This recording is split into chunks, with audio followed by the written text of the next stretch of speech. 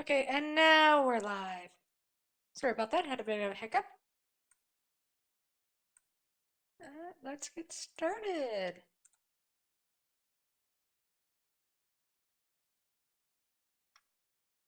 Alright.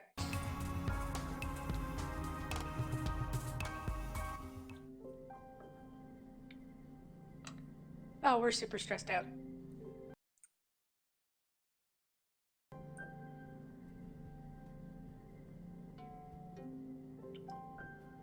Oh, hey Tang, what's up?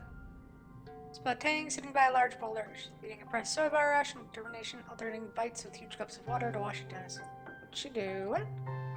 She stops her grim work long enough to acknowledge your question. I hit the limit of number of consecutive hours that allow me to work in the lab, she says, so I'm taking a break, she says. Who are they?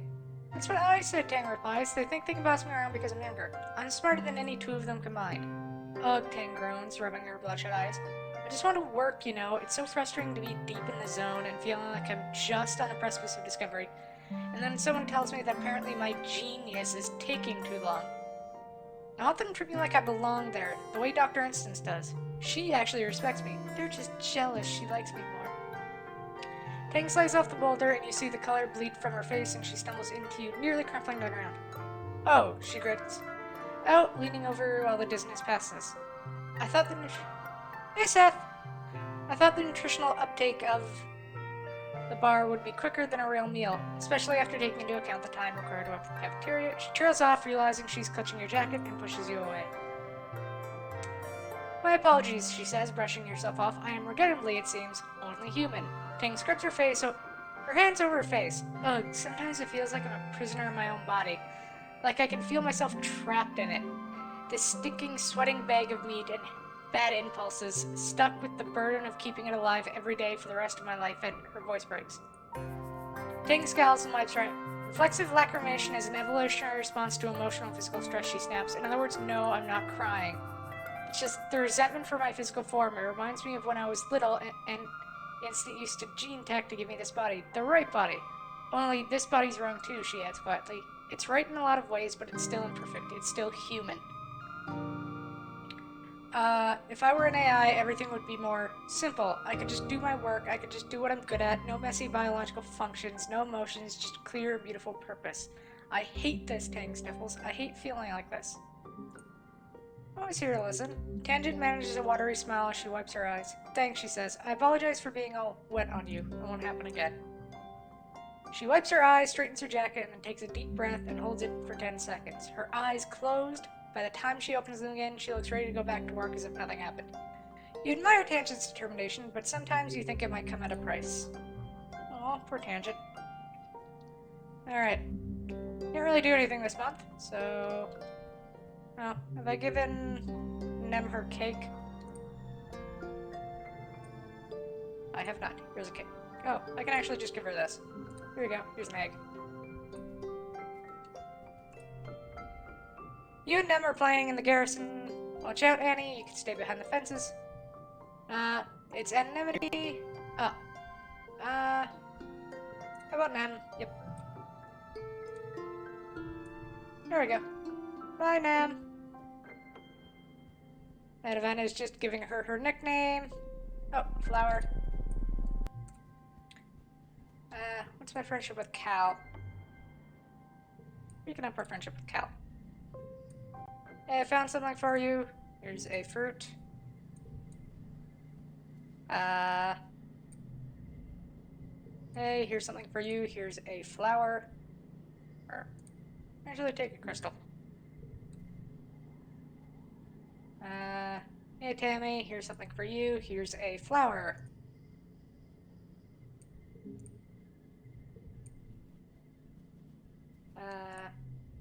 Tangent.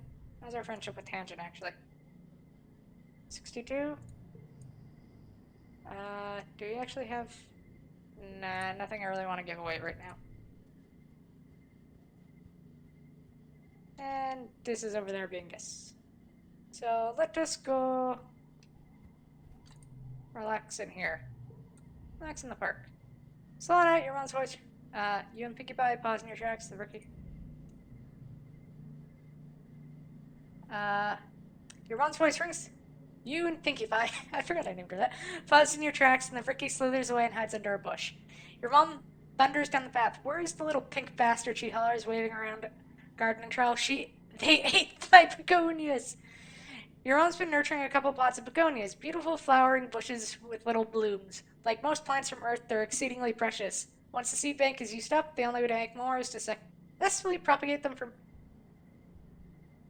Pinkie Pie is innocent. You hear a hacking noise from the underbrush. Pinkie Pie creeps out from the bush as if on cue, horks up a wet mass of pink and yellow flowers. Your mom fixes her angry gaze on you. Your pet is a menace. At least spiders back home ate other pests. This one is a pest. She puts her hands on her hips. You should just release the damn thing. Who knows when it's going to grow up to be? Everything here just keeps growing. Nothing on this planet knows when to stop. Like my begonias, perfectly contained in their little pot. They knew when to stop. I'm sorry. Your mom points her eyes at you, then points at Pinkie Pie. I'm watching you, she mutters. You haven't given up training Pinkie Pie to follow simple commands. They clearly have the ability to understand that you're trying to communicate with them. They're just a huge language barrier. Cal gives you an idea to try clicker training, getting them to associate verbal commands with actions and rewards using clicking noise as positive reinforcement. Sure. Let's see, can we get a thing going? Not really. No, well, yeah, actually. 3, 4, 5.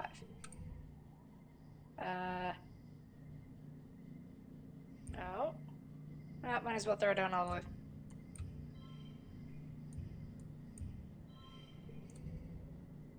Okay, now what? Do. Oh, 4, 5. Oh, actually, drop that down.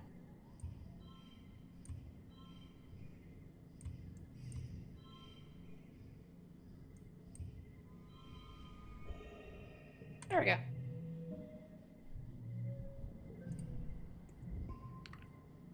Our Vriki is all happy now.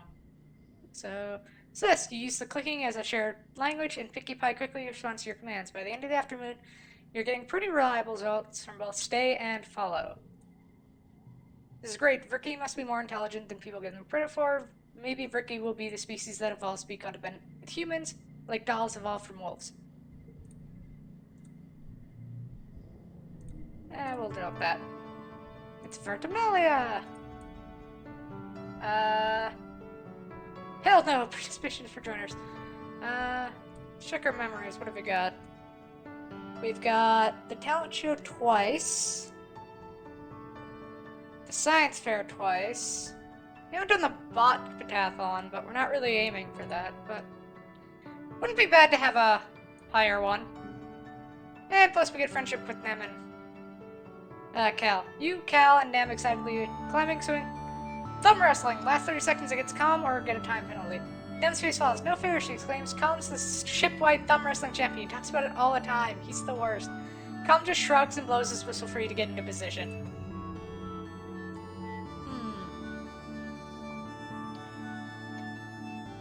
All cards under 4 become 4.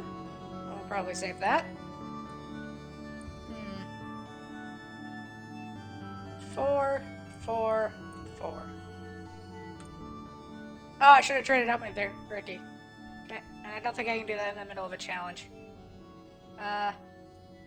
4, 4, 4. And throw the 5 on there.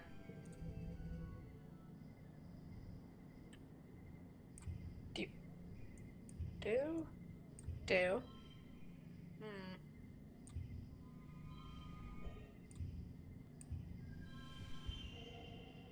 That'll have to do. You don't beat Comet the thumb wrestle, nobody can, he's the best, but you do manage to hold on through 30 10 seconds of maneuvering and fake-outs and double fake-outs. The man is a master. In fact, the things you learn from Comet in those 30 seconds can be applied to the bot you have to wrestle at the end of the contest. You wonder how you never noticed before how much of bot wrestling is finesse, not just brawn. You and handily Nem whines at Khan for being unfair, but she still takes second place.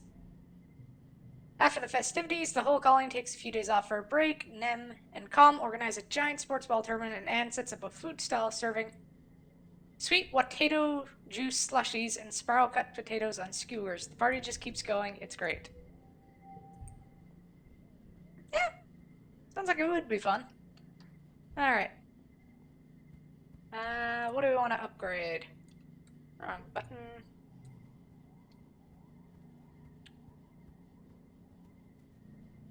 Let's go up our organizing, maybe? Yeah, let's keep focusing on engineering for now. Or actually, let's go do creativity or empathy. Actually, empathy, because it gets harder to raise after a while. So let's go do babysitting. Tammy is passing what spare time you have by making Cal a scarf. She's not particularly good at knitting, but you don't have the heart to tell her. The kids love playing with the yarn a little too much, but she gets the older ones help by rolling it into balls when the little ones unravel them. Aw. Alright. 5. 5. Do, do, do. Do. There we go.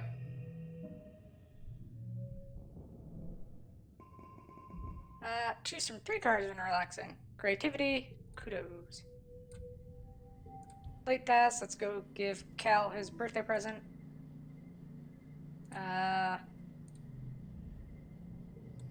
Here, have a cake. Oh, what's up, Cal? Cal waves at you as you enter the garden, leading on a shovel. Hey, Solana, he calls, but his eyes look past you. Down the path where Anemone is beating the absolute tar out of a training dummy. Her fierce battle cries echo across the colony, making Cal wince. She's been going totally hard lately, huh, he says. He scratches his face, smearing dirt across his cheek. She asked me yesterday if I wanted to spar with her. She said it would be good for self-defense. Cal smiles sadly at the memory. I told her I don't want to fight. Not her, not a training dummy, and not anything on this planet. Cal's strength. I've never seen her get so mad at me. She called me a baby and told me I'm just going to end up forcing everyone to protect me because I'm weak or helpless or whatever.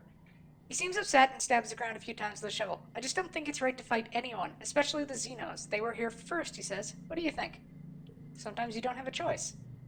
Geez, you sound like an adult, Cal grumps. They always tell us to see both sides of an argument, but I tried, and I just think if you have to hurt someone to get what you need, you don't deserve to have it. But if you're... How is that fair? Their life depends on it too, Cal retorts. You can't just decide that you get to live, and they don't. But if your loved... I mean, that's totally scary, but you kind of shouldn't be putting your loved one in situations where they could be in danger in the first place. Yeah, but, like, on the other hand, you might not have the choice there. Like, if you're just living in your house and somebody breaks in, like, you're not really putting your family in that situation. They are. What if you're really hungry? Cal frowns. I mean, that one's kind of on you. It ain't fair to kill something just because you didn't think ahead. If they attack... Cal throws his arms up in disgust. If something attacks you first, you probably did something wrong. Maybe you shouldn't keep going places where things want to attack you.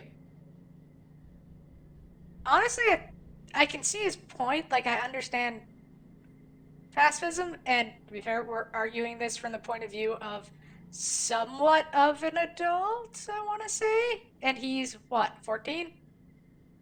Yeah. So, sure.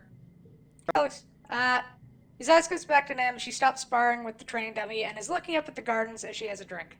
Neither she nor Cal wave at the other. Cal clenches his fist. There's got to be a way to figure out how to live in peace with all the cool things that live on this planet, he says. Like, hey, look at this weed I saw growing over here. Cal has such strong convictions, it's one of those things you like best about him, even if some people disagree with them. Spend a few hours with Cal in the garden as he shows off the area that he's getting ready for the next planting season. The adults are really starting to trust him with more planning as he gets older, and he beams with pride. When you finally head out, you're just as dirty as he is, but you feel so much lighter. Okay. I believe next up, why don't we go get some biology? And study life sciences. Today you're in class, you're studying genetic enhancement. Nearly everyone in class chosen for them by their parents. Our gene tech is capable of making the most delicate adjustments to an embryo's genetic code, Instant says. Proudly, it doesn't take much to change not only our destiny, but that of the human race itself. She smiles at Tang, who smiles back. Look around the class, you see an incredible array of genetic modifications, animal features, enhanced sensory organs, and the like. And there's much more you can't see. Instance gestures around the room. You may not be aware of some of the genetic modifications of your friends. If you have an invisible modification, feel free to share it with the class. Most kids share their genetic enhancements if they have them. Temperature doesn't bother me, Cal answers when it's his turn. I'm never too hot or too cold. I'm always just right. Someone jokes that Cal doesn't sweat. That explains why he smells like flowers and sunshine all the time. Tang keeps quiet and skips her turn to share.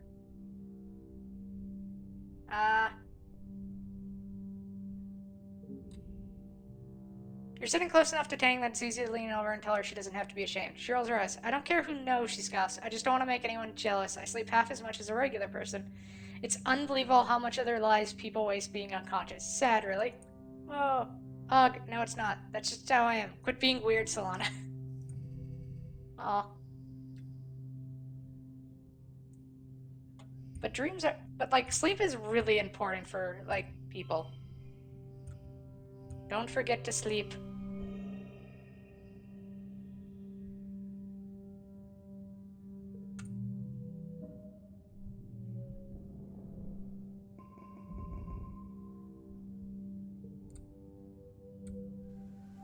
Late dusk to early wet. I believe it's Marzipan's birthday today. So go to Mars.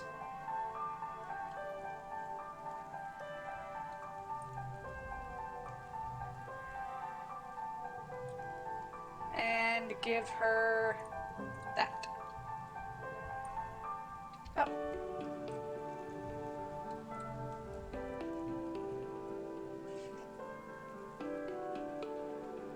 Mars is watching. Sleep is not for the weak. Sleep is important. She gestures you over and you sync your hologram with hers. At least for creatures with weak, fleshy brains. The audio track comes through your hearspeak. Mars knows every word. Beside you, she recites, since the day we met, I devoted my life to finding you. I searched every train station, every coffee shop, every museum and park for you, she says. My every waking thought was only of you. Her voice goes higher. And I dreamed of you, she says. Every night, my heart called to yours in the dark. I never hoped to dream I would find you again. I'm here now, she says, playing the first part again. I'm here, and I'm never going to leave your side again. Mars drags her hands down her face as the couple in the vid kiss passionately. Ugh, she exclaims. I've seen this vid 100 times, and at the end, always makes me want to yards. They met on a train once and spent forever looking for each other. Like, move on, you know? It's not like living here where there's only like 100 people to pick from. You're in a huge city, go find... Why do you keep watching it? I've already seen everything else worth watching.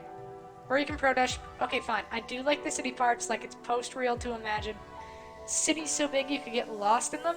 So many people that you could meet someone and then never see them again in your life. Mars waves away the vid screen. Sometimes I think I should have been born on Earth, not on this stupid spaceship. She mock punches the hull of the ship. All those cities and people, all the stuff you could do, watching new vids, going to concerts, the only culture here is grown in a lab. Mars sighs dreamily. And the shopping, they have so much stuff on Earth. Anything you can make, anything you could dream, not just the rubbish our old nanoprinters can make. Do I want to buy a jacket from her? Nah, it looks better on you. Of course it does. It was made for me. I have much better things to spend my kudos on. Namely, cake.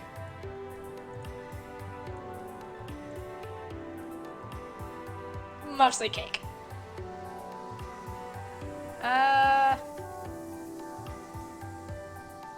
Des. Oh, why don't we go explore nearby this month? And pick up some more collectibles. There ain't a lot to see out here. A log camp, few fields. Thanks for the much wood. Stuff to collect. Take nothing but photos, leave nothing but footprints, she teases. Suppose it's different on a brand new planet like this one. We actually do need samples of basically everything. Wild out there. Okay.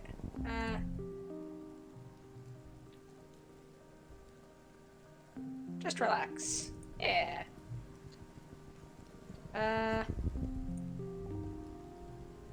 Defend yourself from the hot eyes. All cards under 4 become 4.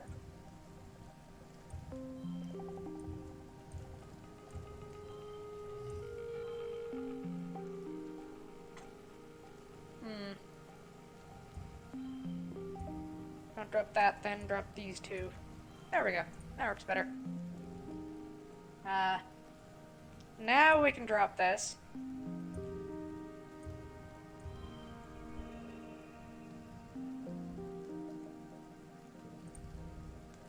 And now what?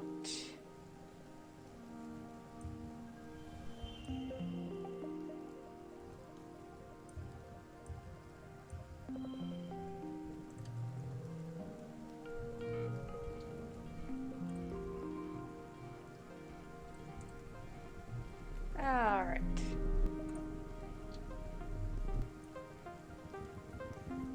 Look for collectibles so we can give them to random people.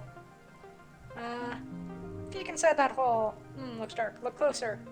So it seems occupied. On second thought, nope. Collectibles respawn faster.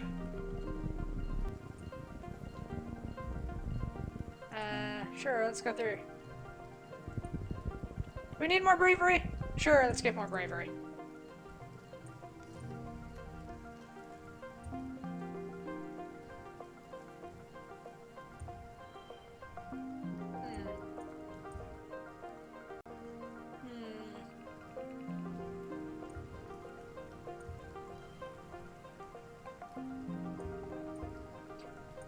This is annoying.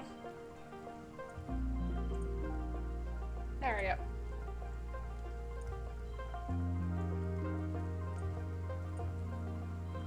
Good enough.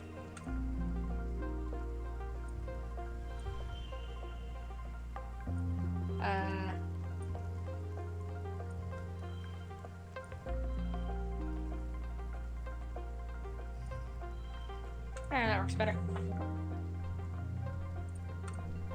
We jump in and get wet. Alright. What's up here? It's a special event. We don't know what it does, though. Wait until we're a bit higher on our stress. The pond is full. Touch a bug! Ew, you touched it!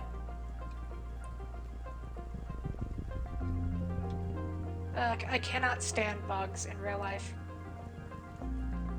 Those don't exist in the Phalanx, but they're all over the place here on Earth, and they're just ugh.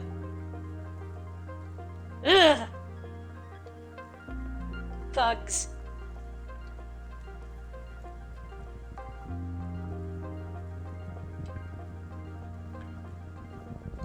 I want to have words with the entity that decided that was a good idea.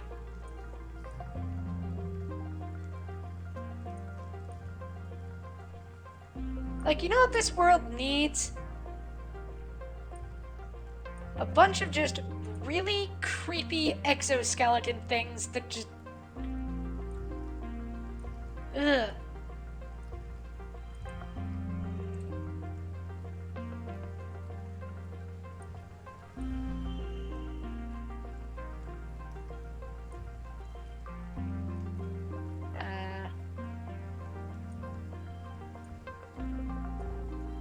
Good enough.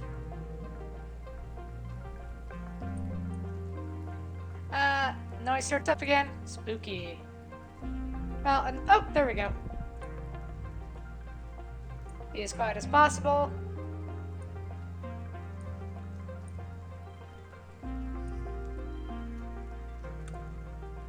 Right, switch out the Vricky later.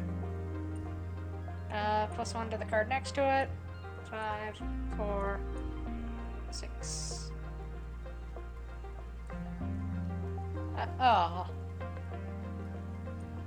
Do.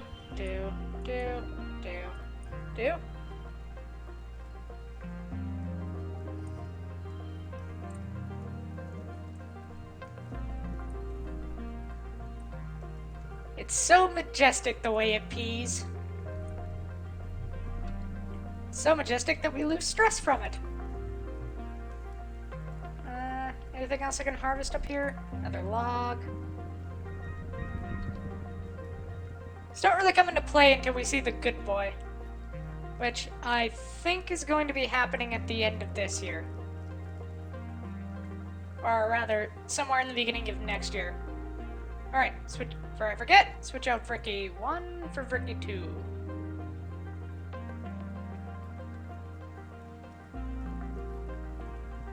Still technically the same Ricky, just better stats. Like, if spiders looked weirdly like that, I would be fine. But they don't, so I'm not.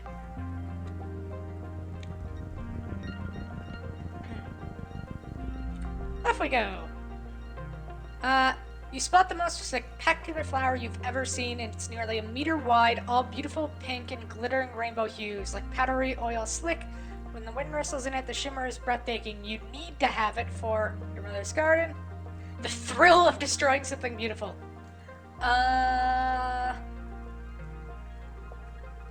We're not, chaotic evils, so nah.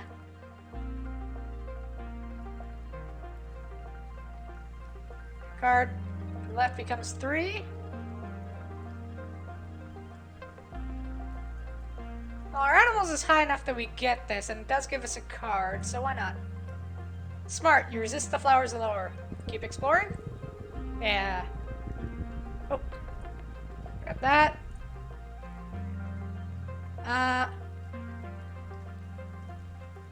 Lecture these loggers about clear cutting. One of the loggers takes off her helmet and eye protection. Oh, it's Utopia. You're about to get a counter lecture. The colony needs to expand somewhere, she drawls. Clearly the land in this leaves more room for farming and helps us see if anything's coming out of the forest. As. Those are good points. And we're too worn out to continue, so let's head home. We're back! Early wet to mid-wet. Doesn't look like anyone can talk. Do we have anyone we want to give a gift to? Yeah, sure, let's give a gift to Nem. Since our friendship with her is pretty low. Oh, hey, want to train together? Used to be able to go mano-a-mano with Nem, but she's been training hard. You get your butt kicked all over the sports ball pitch. She learned. It's over you while you're lying on the floor. Completely gassed. You okay? I didn't go too hard, did I? And for the next one, we need 80 toughness. Here, have a Xeno egg.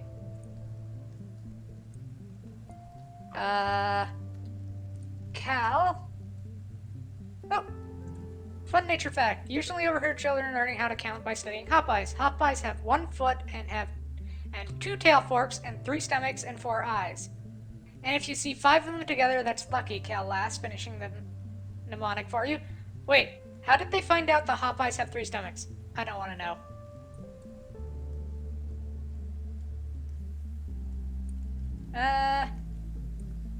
Let's give him a bubber fruit. Since we have a lot of those right now. Did we give Nem an egg? I think we gave Nem an egg. Yes, that's how great my memory is. I forget something I did 5 seconds ago. We gave Mars her gift. That's all the gifts we can give, so why don't we go and... Well, we've upped our Hopeye as much as... well, why don't we go relax, see if we get any more bond with our pet. Oh, apply to work as a farmer. I'm ready! Relax in the park. You visit Cal and Socks for your work shift one morning, just to check up on them. As you expected, Cal and Socks are out for twice daily playtime. Hey Solana, he says, waving. Look what I taught Socks to do. At his gesture, Socks stands up on her hind legs and wiggles her upper body at you. Like she's waving too. It's impressive. Who's this smart girl? Next Cal gestures in a circle and Socks curls up in a ball, then he raises both hands in the air like a scary monster, and Socks rears up and chitters menacingly. Cal says pew pew and Socks rolls over and sticks all her feet up in the air. You count at least 14 legs. Socks clambers up Cal's arm, almost toppling over with her weight, and curls up across her shoulders, like a scarf. She looks seriously heavy. Well, people hardly use this barn anymore, Cal says, adjusting her weight. It's just storage. Maybe she can live in the rafters? You're pretty sure your mom comes in here often as the head of geoponics, but you hold your tongue. Socks hasn't been discovered yet. Maybe she's really good at hiding. How do you find food for her? Cal looks distressed. It's really hard, he admits. She eats so much right now. Tons of leaves and grasses, and those rocks, of course. I think she swallows them all together and chews it up in her guts. Like a flip cow. Her teeth look like they go all the way down her throat. I don't know if I can keep hiding how much food she eats, though. Cal looks... I think so. She used to sleep all the time, but now she needs to run around and climb a lot more. I still come here every morning and evening to let her out, he says defensively, and she goes back into her box right away when I tell her. She's a good daily pillar, I promise. She knows she's not supposed to go outside without me. He pets her snout. I think maybe she's just not a baby anymore, you know? See you later. We're not losing that, or that. So, button. Wait, what? Hey, Dis. Oh. Dare you to go into the restricted area? You dare Dis to explore the creepiest, darkest part of engineering, deep down, where even Chief Engineer Instance never goes, where there's cycling room, where they say there are ghosts. You set the mood, then sneak around behind them, put your palm flashlight under your face and shout, boo. He rolls his eyes. Solana, think about it. If there were ghosts on this spaceship, one of them would be my mom. Oh yeah, you guess that would scare a normal person, but Dis still isn't scared of anything.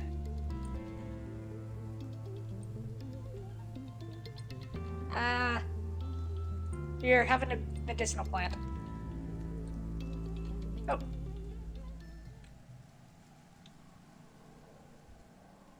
You catch Dis on a ridge overlooking the wilderness, bobbing his head along to something playing through his hearspeak. He doesn't notice you walk up. He jumps when you tap him on the shoulder and scrambles to turn off his hollow palm. Don't sneak up on me like that, he grumbles, then flops backwards on the grass to look up at you. Man, I was just getting to the good part of the song. What you listening to? Dis looks away. Just some old music from Earth. You probably wouldn't like it. Try me. You sit down beside Dis and extend your hand linked to your hollow palms. Dis stares at you for a few seconds before pressing the palm to yours, and music floats through your brain through your speak. Dis takes his hand back and weaves his fingers together, timid. I listen to a lot of Earth music, he says. Do you like it? Oh, this band.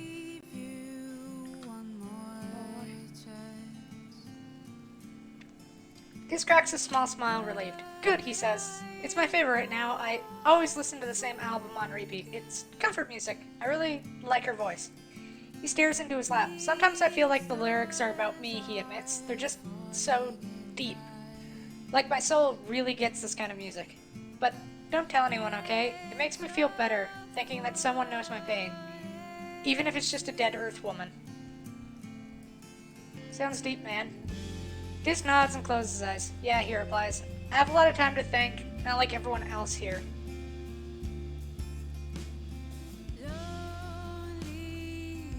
You lie back in the grass and listen to Dis's music for a while. Just enjoy the time with him. You and Dis lie on the grass and listen to music, trading different songs back and forth until dark, and the bell rings to close the gates for the night.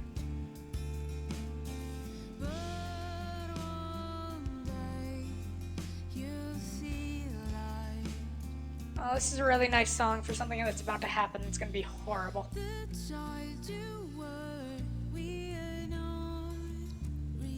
Here, have a medicinal plant.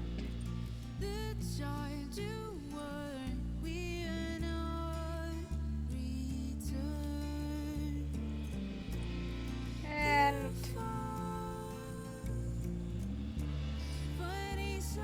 here's a flower.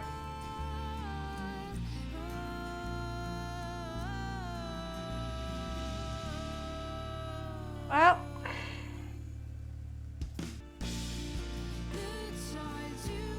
this is about to get rough, so I think we should take the last chance we do have for babysitting.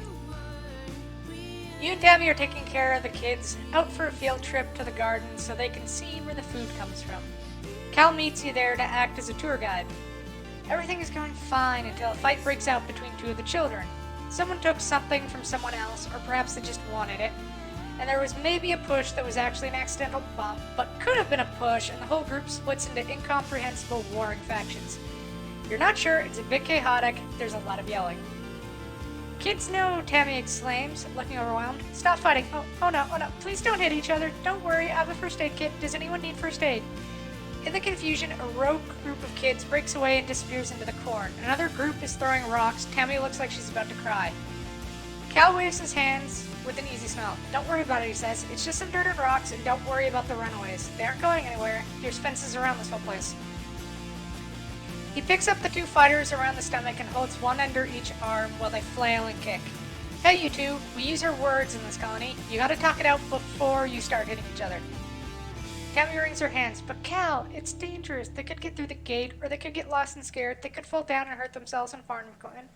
She rustles away a handful of rocks just before they go into someone's mouth. No, don't eat dirt. Yucky, dirty. It'll make you sick. Nothing's in that dirt I haven't eaten myself, Cal laughs, swinging the kids under his arm so they scream in delight instead of anger. It's okay, Tammy. You'll tear yourselves into itty-bitty pieces if you keep worrying. He sets the children down. They wander off in different directions. Gotta let kids make some mistakes, I think. You learn more from your mistakes than you do from successes, right? And if you're always fixing their mistakes, they're gonna grow up all anxious. It's not perfect all the time.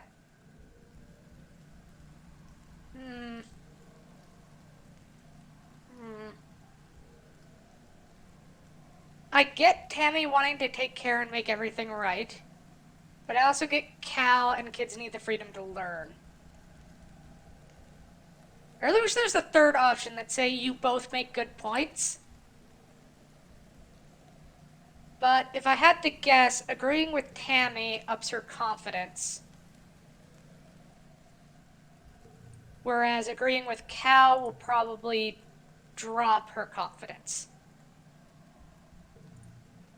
So why don't we up her confidence? Yeah, Tammy says, blinking away frustrated tears. It's not like growing up on the ship, okay? It's actually really dangerous out here. It's my job to keep them safe. Cal softens. I'm sorry, Tammy, he says. I didn't know you were so serious about this. He gives her a hug. You care so much, that's what makes you a great babysitter. Alright, I was wrong. Doesn't up her confidence. But still.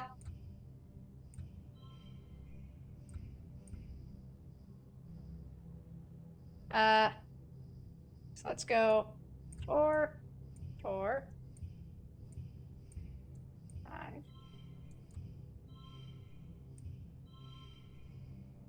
And drop a 2 there. There we go.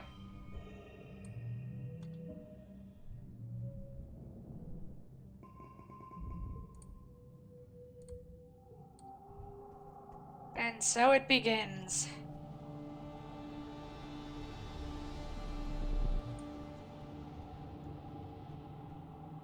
Well, what should we do for the most horrible month of our young lives?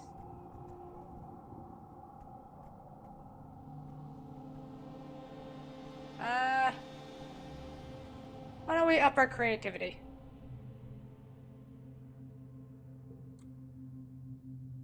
You make a game of following people around the colony, creating a soundtrack to their lives. The best is when someone trips and you make the phone off front and make waka waka noises and fill the air with party streamers. You're not terribly popular this month.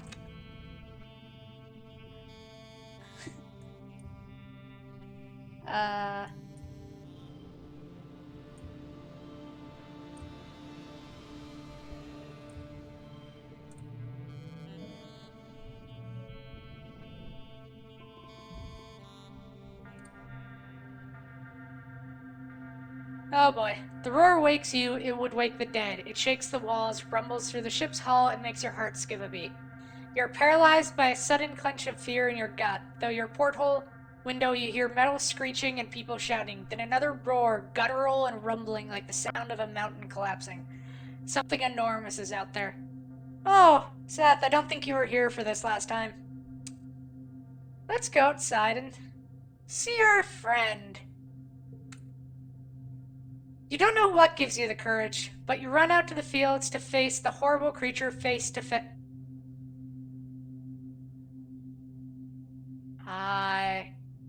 It has no face. In place of a face or even a head, its body just unzips, revealing a mess of writhing pink tentacles and blinking eyes, pockets with jagged, asymmetrical teeth. It stands on 4 enormously powerful legs, each as wide across as tree trunks. Clinging to its back and its thick slug-like tail are clumps of lichen that glow faintly in the night. The creature is nearly twice the height of a greenhouse. It's standing on top of a flattened one. The wreckage of a lattice and plants all around. Flickers of light from plas rifles and stun gloves light it from underneath, and their stench of ozone is thick in the air. You see Nem and her brother Com darting in and around its legs with their twin shocks of red hair. The faceless creature lurches into another greenhouse, oblivious to the soldiers trying to herd it away. The monster left a trail of destruction from where it smashed right through the gates. Smaller creatures are pouring in through the gap and heading towards.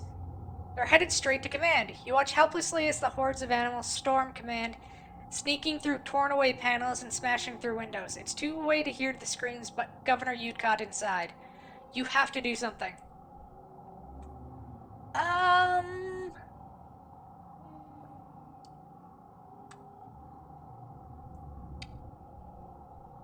Um... We don't really have the ability to face it on our own.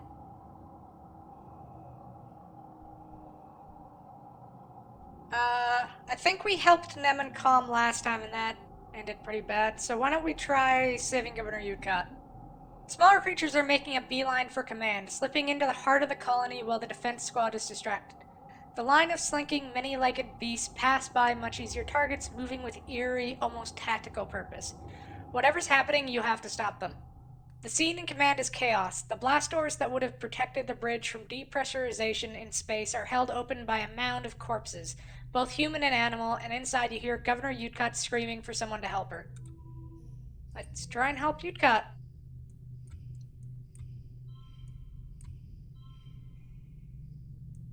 Actually, why don't we do that?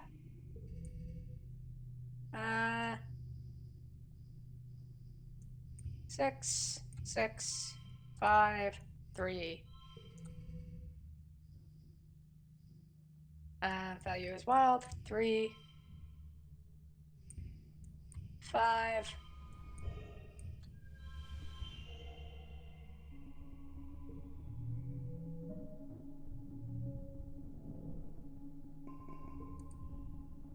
You eat back enough beast to help Utcott escape the bridge. As you shelter under a meeting room table, you hear horrible noises from the rest of the ship. Metal screeching, that terrible abomination roaring, the sounds of creature outside tearing their way through the hallways and thrashing everything. Suddenly, the ship lurches and drops a few feet, buckling under the weight of something massive. Out of the porthole window, you see fleshy pink tentacles slap against the side of the ship before the faceless abomination outside crashes to the ground, taking the entire outer wall of the ship with it.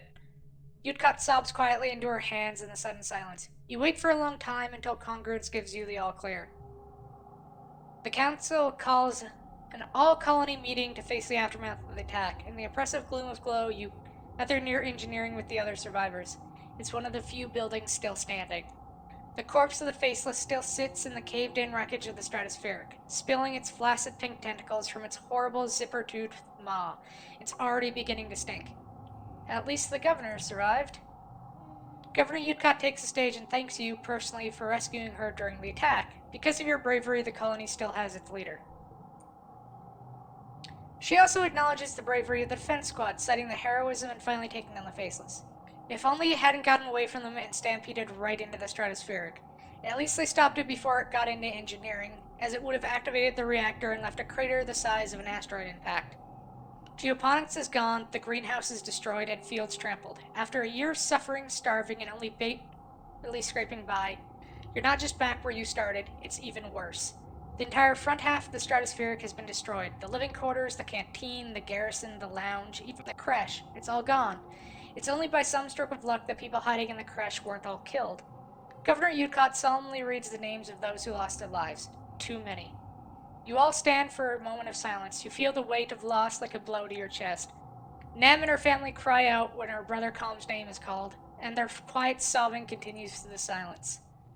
The living quarters destroyed, everyone moves into the engineering wing for shelter. You're crowded into the classroom with other families. Adults try to make it seem like a sleepover, but you're all still so shaken. Tammy doesn't return to the classroom. The little one's got out okay, but she's still in the med bay, and will be for a while. Nem cries about her brother and screams at anyone who tries to comfort her. Eventually, you just ignore her grief, as painful as it is to hear her sobbing at night. You feel like you've been awake for days, and you'll never fully sleep again. You try, but you keep jerking awake, crying out in fear. Eventually, you fall asleep sitting up, held in your father's arms. You sleep in fitful but mercilessly dreamless nights.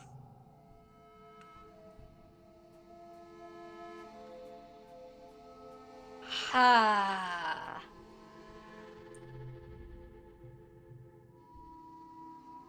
No, we're in his hands. I wonder if we're gonna find like alien tech, he says. Wouldn't that be cool? And yes, we know you're a little emotionally stunted. Your mom looks overdrawn with lack of sleep. Be careful out there, she says Weasley. Don't want anything to happen to you, too. Cal puts on a race smile. We have a lot to be thankful for, he says. We're still alive. That has to count for something. Hey, Dad. Like the other people in Geoponics, your dad has been working day and night to salvage what he can after the attack. It's gonna be okay, he promises. We just need to work hard. I don't know. Something tells me hard work isn't what the only thing we need right now. Mars crosses her arms and saw. What is the point of having all these kudos if I can't use them to, like, buy stuff we need? Like, hello, it's not like I can mail order stuff. Okay, Mars is also emotionally stunted. I just don't understand, she says. Why now? Why does it keep getting worse? Well, we know why. It's because we're actually being attacked. Well, let's help rebuild. The first month of quiet passes, each day plodding one after the other. You still have trouble sleeping in the classroom barracks, but there's nowhere else to go. Every day you wake with the others to try and make the best of it. Grief and anger come in waves, not just for you, but for everyone. Some days are better than others. You're assigned to help rebuild the walls. The first part of the month is spent just dragging away the wreckage, sorting into salvage or recycling. By the time that's done, crews disassembling parts of the stratospheric have delivered enough salvage that you can begin work patching up the walls. A sense of urgency permeates the crew. After everything, people need to feel safe. Dis is on the work crew with you, something he does begrudgingly. Walls didn't help the first time, he grumbles, whenever anyone asks for his opinion. We should just tear them all down and live like the animals do. If someone planted a bunch of buildings on my land, I'd be pissed off too. By the end of the month, you've made noticeable progress. There are other priorities and not a lot of construction material. But when last year's mushwood harvest is done drying out, you'll be able to do more. Even if Dis is right that it didn't help the first time, it's better than nothing.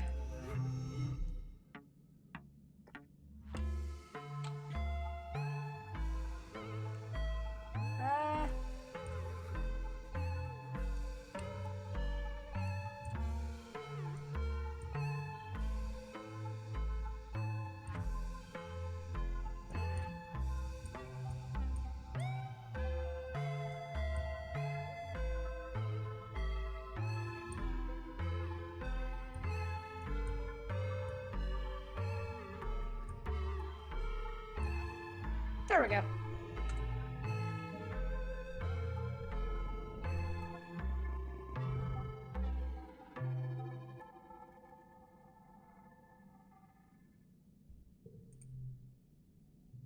The sun finally dawned again on your birthday.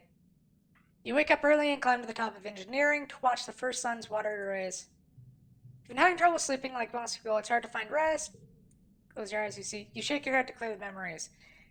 Is there anything you could have done, or is the colony destined to be destroyed no matter what you do? You pull your blanket more tightly around your shoulders. Not your blanket, that one's gone. And stare out into the sun, eager and sickly. Hey, kiddo, you hear? Then your mom comes and sits down beside you. Thought I'd find you here. You both sit in silence for a while, watching the sunrise pick out all the broken glass littering the fields, glimmering like fields of stars. After a few minutes, your mom nudges you with an elbow. So, she says, your first apocalypse, huh? She huffs, smiling self-deprecatingly. First one's always the hardest, she sighs. When the first colony was attacked back on Earth, I thought that was it. Everything my parents told me about the power of community, all that, I thought they were full of shit too. She turns and gives you a serious look. It's hard to be sad right now, and mad too. I'm mad as hell. I want to get out there and rip every goddamn restroom out of the ground, and that's keeping me going for now. But that's not going to be forever, Solana, she continues. Eventually that sadness and rage is going to cool, and you have to figure out how to feel after that. She points at your chest. Hope lives here, she says. It's the human condition. We just don't know when to give up. Your mom squints out into the sunrise. I had to figure out how to have hope too. I need it to get on a bust-up spaceship with your dad and launch myself through a wormhole. Hope is why we had you. She just smiles. Things work out in unusual ways, Solana. It just takes time. You watch the sunrise together for a few more minutes. After a bit, your mom pulls out a little box tied with a piece of gardening twine. From your father and I, she says. Happy birthday, kiddo.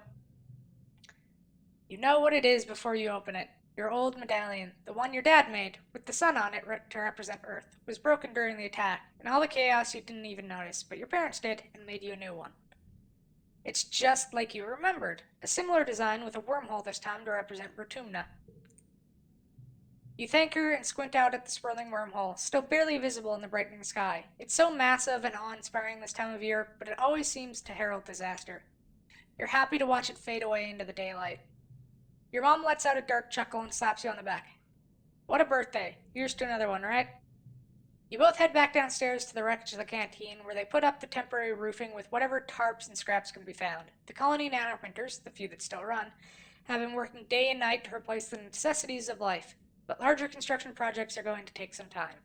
Aunt Anne has coaxed the kitchen nanoprinters into making soy grill and pressed bars. Life-sustaining, but depressing.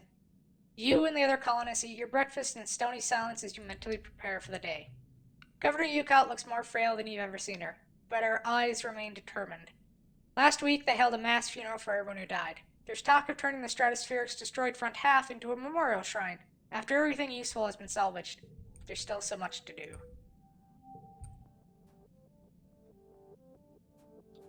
I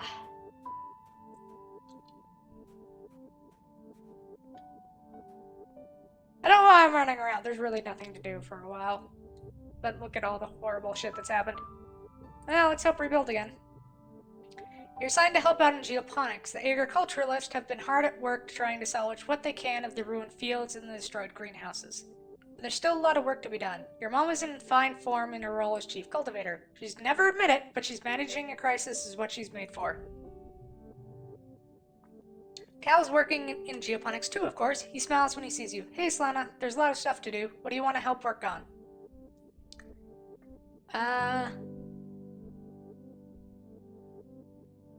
We care more about animals than plants, so rebuild the animal pens. Pens only suffered minor damage during the attack, weirdly. Most of the damage seems to have come from inside the pens, as if the normally tame animals had been stirred into a frenzy. Tangent is also here, though. It's not to help hammer and nail things. She's studying the animals, trying to figure out what could have influenced them. She takes blood and hair samples and readings with some sort of complicated brain scanning device. Interesting is all she says, not explaining her findings to you or Cal. Everyone is worried that this will be the final nail in the coffin for your food supply after the famine last year. You try not to think about it too hard, instead focusing on just what you can do to help rebuild. Well,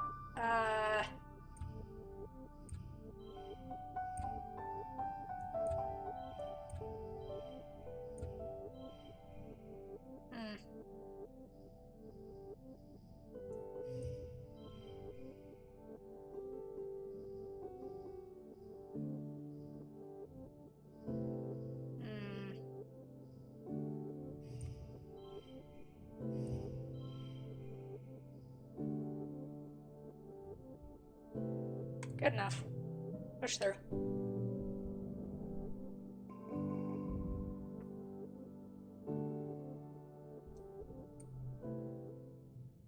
You're eating the mess tents when you hear something rumbling. Your bowl and cutlery start rattling. People look around in alarm. Could it be another attack so soon? You begin to hear shouting from outside. Someone runs in the tent. There's something falling from the sky, they shout. It's on fire. You join the crowd of people leaving your temporary structures to gather in the colony square. People are squinting up into the milky, quiet sunlight, pointing at, gesturing wildly. It's impossible to miss the thing hurtling towards you from space, like a great ball of fire coming straight for you. Is this it? Is this the end? After all you've been through, a meteor's gonna land in the middle of your already ruined colony and kill you all?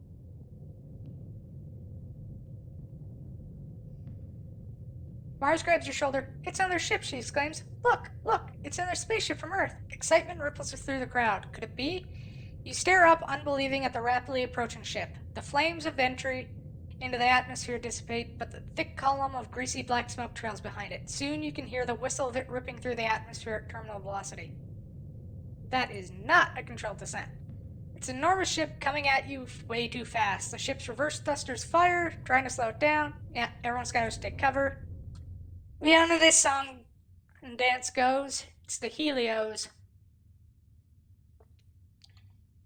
You hear the massive spaceship touch down in geoponics, plowing through the fields and grinding over what was left of the greenhouses. Thrown to the ground, grinds to a stop, shuddering halt. Hatch opens and silhouettes emerge. Silhouettes with guns, soldiers, and the biggest dick ever. This is Lum. He's a dick. Greetings, fugitive Earth, the man says, spreading his hands wide. A dismayed murmur ripples through the crowd. The adults exchange significant looks. Chief Engineer Instance tries to slip out of the crowd, but she's stopped by a line of soldiers. The man smiles. He has a broad, easygoing smile, but doesn't match the threatening aura of the soldiers, nor the smoking ruins of the ship behind him. I am Commander Lum, he says proudly. As captain of the Heliopause, I have come to render aid and bring you to justice. Try to sneak away. The Heliopause soldiers have the colonists surrounded and shove you gently but forcefully back into the crowd. Fine. Yutkat steps forward out of the crowd. You're not the commander of the Heliopause, she says firmly. Where's the person I was speaking to, Commander Morikawa? Everyone is surprised. Yutkat had been in communication with the ship for how long? I am the captain of the Heliopause, Lum repeats stubbornly, then adds, according to the chain of command, we, sustained significant loss of personnel when we went through the wormhole. You can't help but notice many of the soldiers exchange looks. This time, you wonder how many people had to die before Lum became commander. As the commanding officer, Lum continues, I declare this colony to be under our protection. As such, you are all now subject to the laws of Earth. To be quite blunt, young man, it appears you need us as much as we need you, Yutkat replies primly. The Vertumnan colony, such as it is, offers our hospitality to our guests from Earth.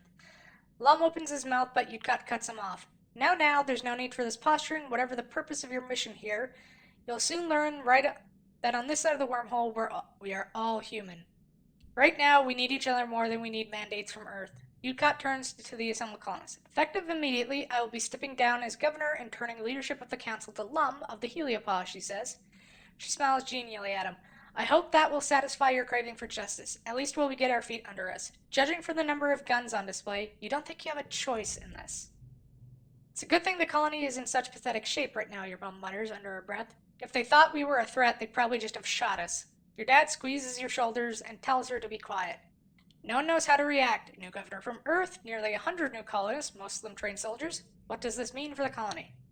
The crowd disperses slowly, and the council members follow them back into the Heliopause, presumably to talk about the future of the colony.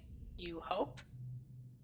You track down your friends, so what do you think about these new people, Mars asks?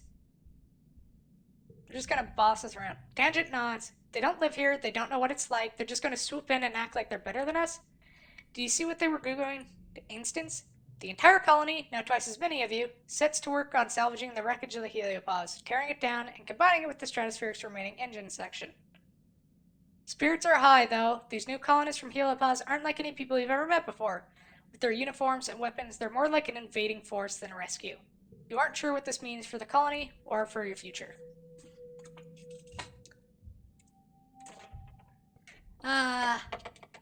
The Helios. They're not exactly nice people. As the dust settles, you rebuild your colony around this ship. The Heliopause, new arrivals, mainly soldiers, are aloof at first. Many see you as fugitives.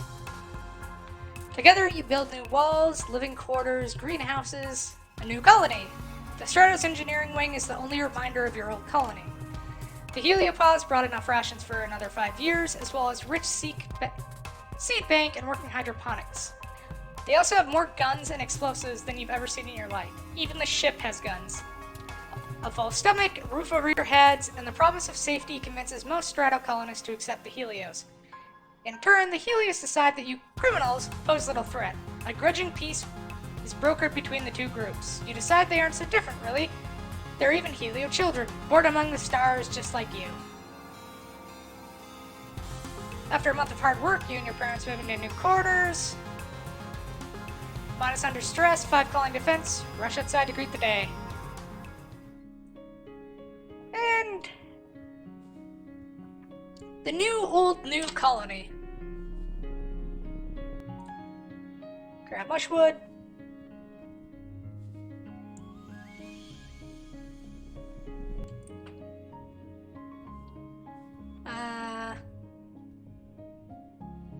Nomi Nomi! You've seen Nomi Nomi around since the Heliopause landed. They're around your age and barely 1.5 meters tall and only coming up to your shoulders. Never seen anyone dress as strangely as they do. Hi, their voice is high-pitched and quick. I'm Nomi Nomi. It's short for nomination. They do a little twirl and bow. You introduce yourself and ask what they do for fun. Well, Nomi Nomi begins, Well, kind of a bit of everything. I like designing outfits and reading manga and learning about dinosaurs and cool xenofauna and robots and aliens and of course, and watching anime and playing Laser Fable. Mostly, lately, I play Laser Hill. It's so fun to play it outside of the great big endless outdoors. Nomi Nomi dances in a circle, waving their arms and gesturing at your surroundings. Let's play Laser Fable. You're on! Nomi Nomi helps you install it on your Holopalm and explains the rules. Label for Laser Fable is an augmented reality game where you bounce hologram lasers off of real objects. Nearby, it's speed-based, so you're running around and bumping into each other, and there are extended house rules when it's legal to block each other's lasers.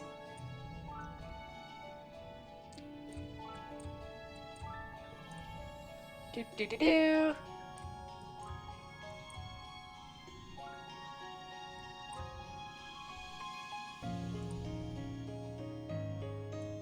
5, 3, 3, 5.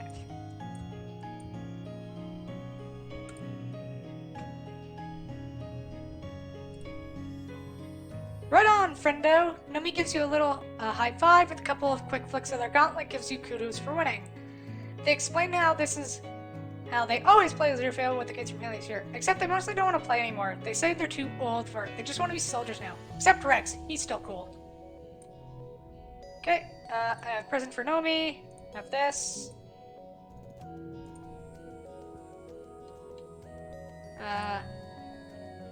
The colony's full of new people. Everywhere you look, you see a stranger. It's Dorsur ranting after growing up in a closed spaceship. Never expected to meet any other humans that weren't made here on Vertumna. You bump straight into one of these new people while you're jogging through the colony. Oof, he laughs and holds you steady, brushing imaginary dust off your shoulder and giving you a wide-fanged smile. That boy! He's a good boy. Hey, it's one of the kids from the Helopause. You think his name is Rex. Oh, you stick out your hand and shake his, and he laughs. You notice he's wiggling his dog ears. They can really move independently. Pleased to meet you, he says. I'm Rex, and I love to shake a paw. I know a ton of tricks, he winks. Rex shows his hand. Rex puts his hand against his cheek, looking cute and lost. Hey, since I'm new here, do you think we could help me find a new... on the construction yard? I thought I might apply for a job here. For you? Anything. His eyes widen as you wink suggestively and he grins, wiggling his ears and lolling his tongue out like a dog. So adorable. I might just take you up on that, he says. You tell him, everything is a bit changed since the boss line, but you think the construction yard is still near command. He thanks you for the directions. Grab that.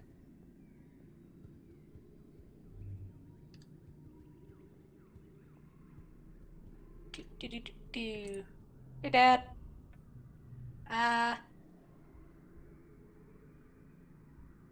Who are those new people?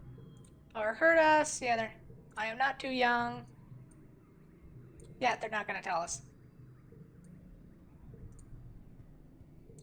Hey, Ma. Barely seen your mom since the Helipause drive. When you do, she looks frail, like all of her strength got used up last year, and she's only just starting to recover. Except, instead of relaxing, she's hard at work rebuilding the geoponics domes.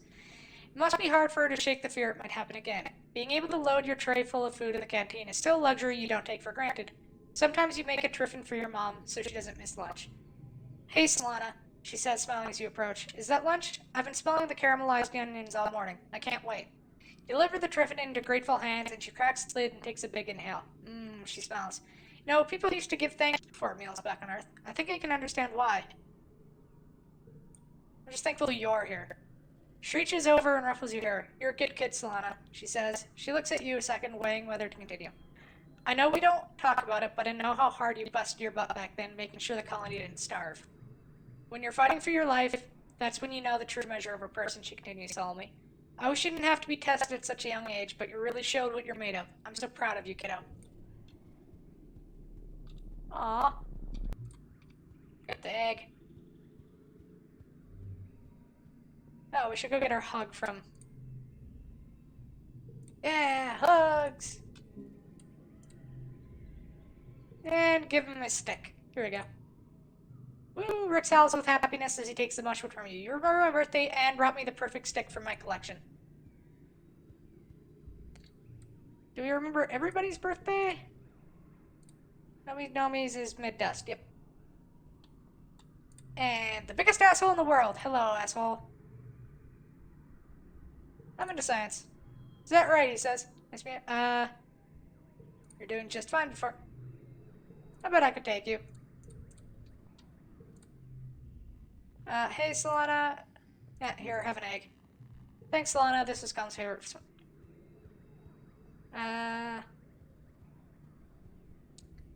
Don't really have any gifts to give out anymore.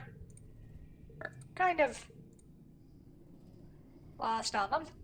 So, for this month, I think we're gonna go exploring to get some more collectibles so you can give out gifts.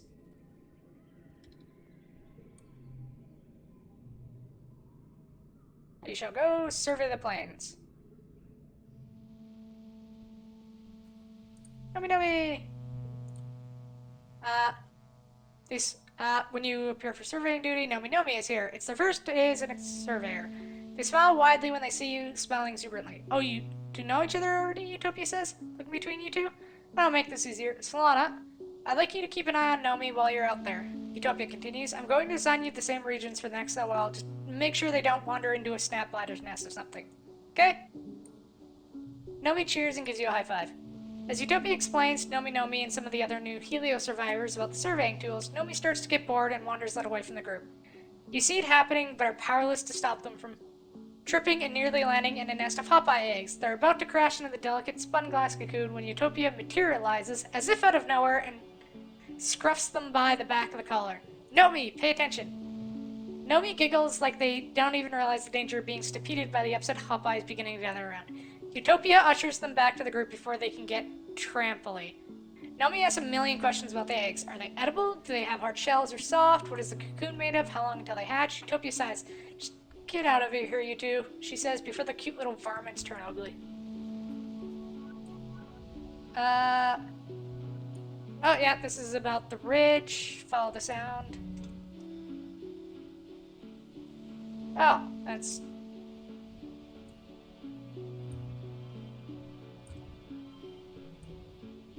kind of useful.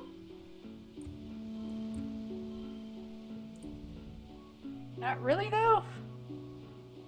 So if we put that there.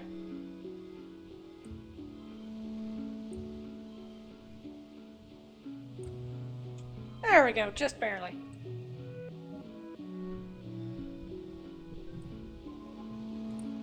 Thumper!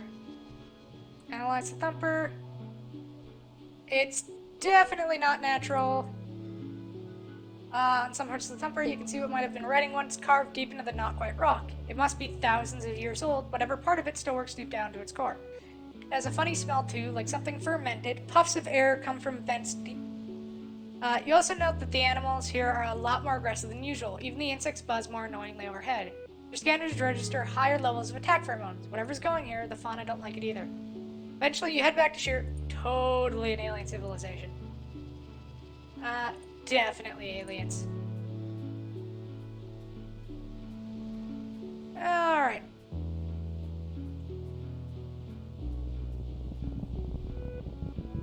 Yo, what's up? Bravely stand your ground against a charging dude.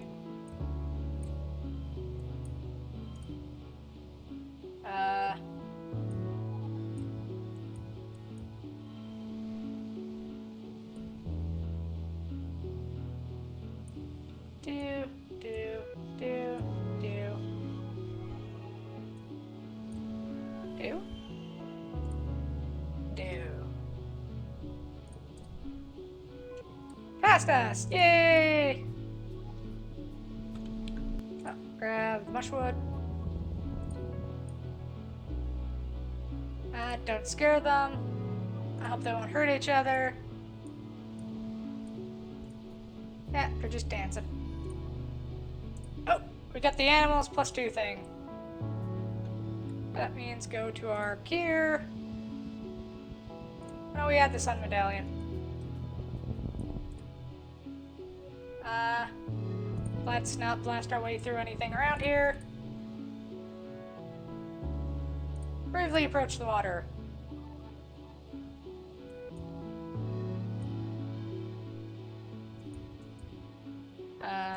Do. Do. Do.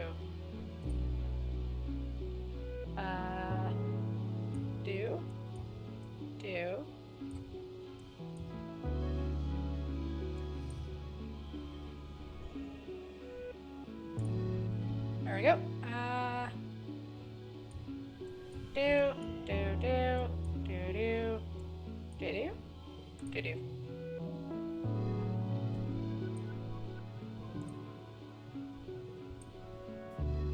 Now, this is the part of the game I really enjoy, where it's just chill and nice, and you get to run around and see pretty things. And nobody's dying horrifically to giant tentacle monsters. Beat the pattern in the rocks.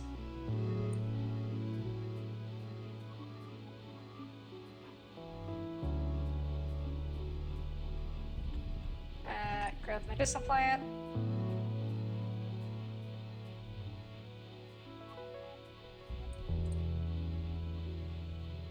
Find a route through its territory.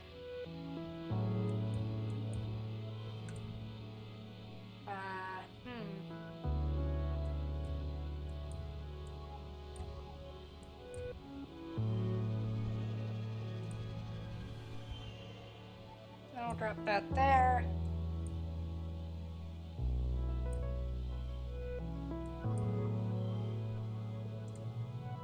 There we go.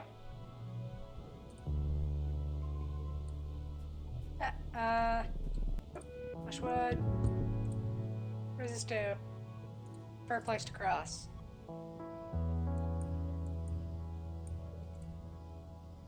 Do do do do.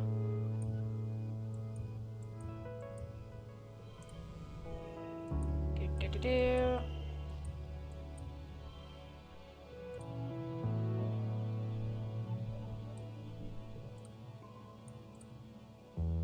More bravery, yay!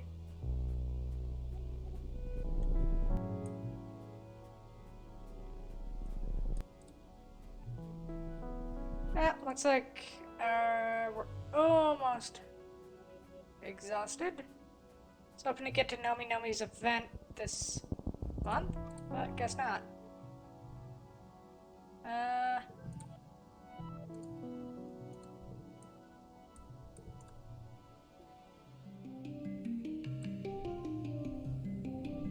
More perception and animals, great. Early pollen to mid pollen.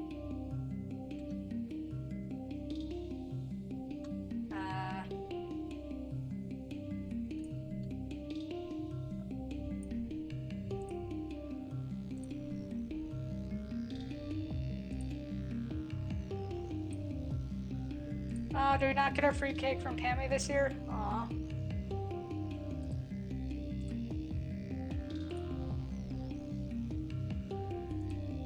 Is our empathy yet? 74. Not quite high enough.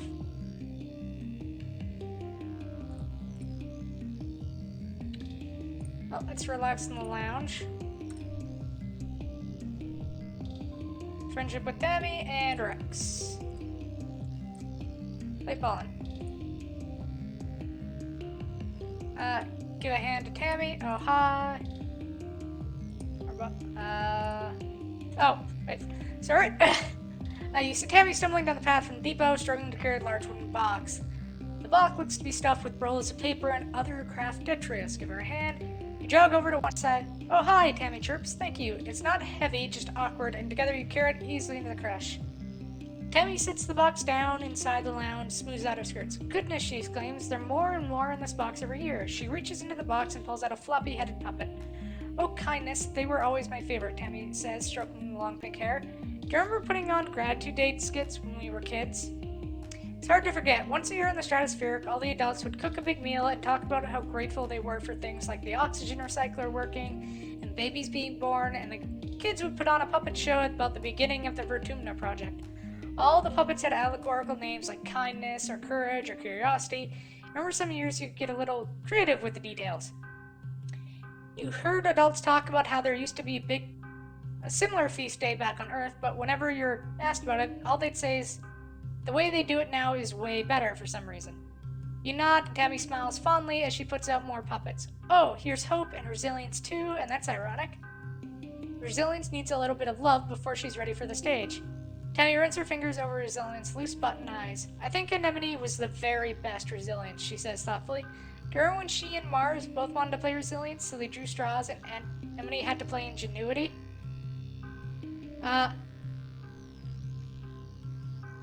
Nostalgia shows a lack of image. She's great at breaking stuff. Oh my gosh, I thought Tangent was going to light Anemone on fire with her mind, Temmie exclaims. Pressing her hands to her cheeks, she always wanted to be Ingenuity. Do you remember this song's about Earth? You never sang the same lyrics twice, Temmie says, then sighs. I was so sad when he stopped wanting to take part. I wonder what happened. And when the puppet stage collapsed, Temmie guessed, and we all had to stand there and act out like it was a play? Oh no, that was the worst. What was your favorite part? Temmie's cheeks darken. I liked working on the set and the puppets with Cal, she says, touching her fingertip to her lips. I was always too worried I would mess up my lines. Those were fun times. Temmie folds her hands over her heart and sighs. I'm so happy we still have all these old dolls. Some of the littlest kids don't even know we used to do this. I can't wait to teach them. Aww. Alright, my birthday's up there in Temmie. Oh yeah, so I don't get my birthday cake this year. But you know, that's kind of a weird thing to be upset about considering a lot of people thought. Yeah, so grand scheme of things, not that bad. Why don't we go do engineering? Try and get our thingamabob that we're aiming for.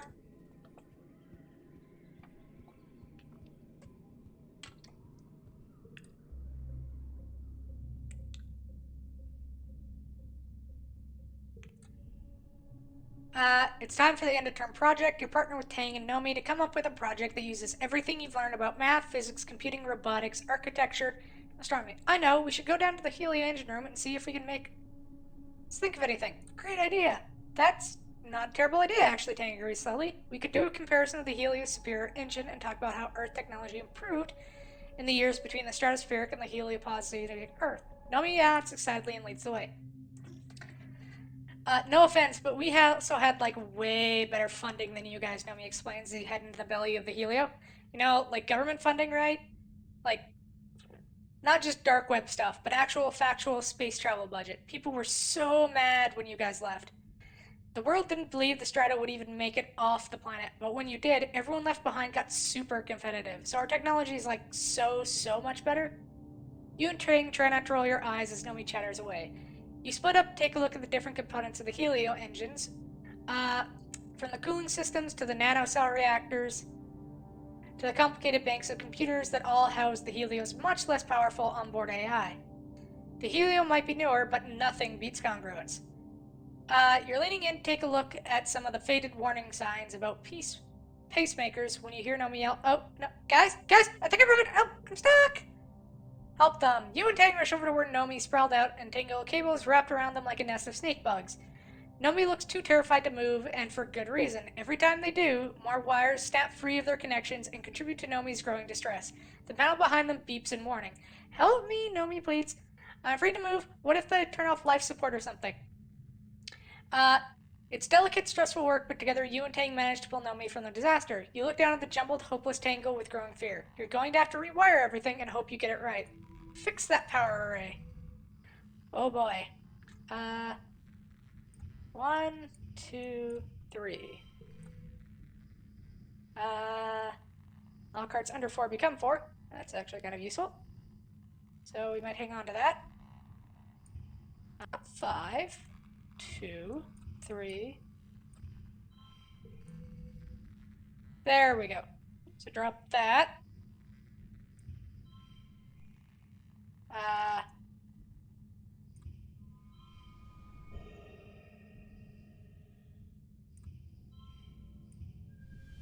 There we go.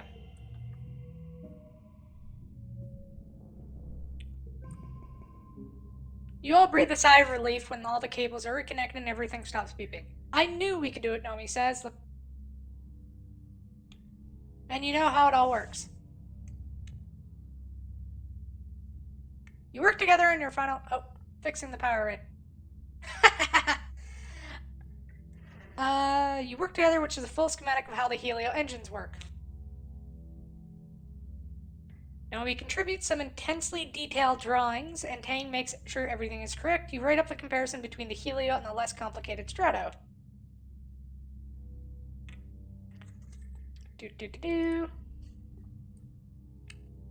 Oh, well, that failed. Congruence looks over your work. Congratulations, you three. This is a wonderful job. You officially passed, but there's always more to learn and more to teach others. By the way, she adds with a wink, Good work repairing the power array as well. Don't worry, I won't tell anyone. Increased rewards for studying engineering.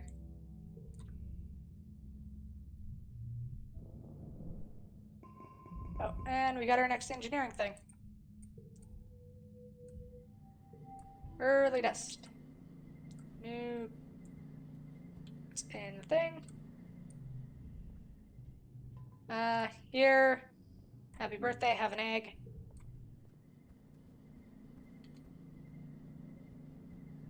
Talk to Tang. Tangent is about to duck back into engineering when you approach. She winces and shields her eyes from the sun. She looks at you miserably and notices her right eye is going faintly. It's my new hollow eye implant, Tang says. Its ghostly glow snaps in and out of existence as she blinks. I seem to experience some unpleasant side effects from it, similar to that of ocular migraine, Tang confesses. Instincts warn me that this level of visual information can be difficult for the human brain to comprehend at first. You agree to follow her to engineering to get out of the sun. It's similar to a holopalm, she explains, still holding her forehead and squinting, but with an infinitely large screen because it projects it directly into the oculus. It used to belong to Dr. Instance, but she passed it down to me to help with my work. Tang sits her jaw and nods. I know I will, it's only pain. It's more than an implant, Tang continues as you follow her to the medbay beds. Hollow eyes are on the very forefront of human augmentation. They represent our next step towards ascending as a species. She touches the red scar where her holopalm used to be. No more clunky screens, no more privacy concerns, she says quietly. Elegant, integrated design. It observes the motion of my hands and uses it to generate an AR interface for my entire field of vision. It's partly powered by my own metabolism, though the magnet's embedded in my skull. It's beautiful. Nobody else is here. You hear the gentle hum of experiments running in the corner. This kind of engineering is so far beyond what we're capable of reproducing in the colony, Tang sighs, rubbing her temple under the implant. Once they're gone, they're gone. Maybe Earth will send us a shipment of new ones someday, but I expect they developed something more advanced since we left Earth. I suppose it's more likely they've forgotten about us completely. Bring. The quiet hum of the laboratory is shattered by an alarm. Tang jumps at the sudden noise and shuts her left eye. Her eyes shut. I have to get this, she mutters, gesturing to the air to silence the ringing. The simulation I'm running is time sensitive, she explains. The specimens require minute changes to their environment every 2 hours. Temperature, humidity, light levels. If we had better automation, this wouldn't be a problem. Don't have the biology, but I can help with the migraine. You are a medbay after all. You runs around for a bottle of triptans and a cold towel. Tangent grudgingly swallows the migraine medicine and lays down on the medbed with the towel over her eyes. You shake your head. This girl needs to take better care of herself. As you apply pressure to her temple, she slowly breathes in and out. After a few minutes, the tension in her face eases. I feel less human now, thank you, she says with a small smile. She wobbles over to the experiment, where she uses the computer to set the environmental parameters for what seems to be some sort of fungal growth comparison. When she's finished, Tang slips down on the floor in a corner where it's nice and dark. She folds her arms and lays out her head on them. That should buy me 2 more hours. Tang shifts her wordlessly, inviting you to sit down with her. Her arm is cool to touch as it rests against yours. Thank you for your assistance. Nothing. Tang gives you a slight smile, barely visible in the faint glow of the hollow eye. And thanks again for nothing, I suppose. Please don't tell Instance that my body is adjusting poorly to hollow eye, she adds. It's only temporary. The stupid flesh prison is not allowed to draw the limits of my form. Aww. I know I say this every time, but all of these kids just need so many hugs. Hey. Hugs incoming.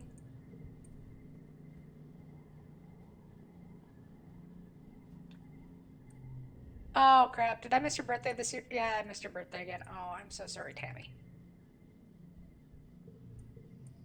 A bar fruit. Do you like these? Nope. Well, she doesn't hate them like she hates mushwood, so it's fine.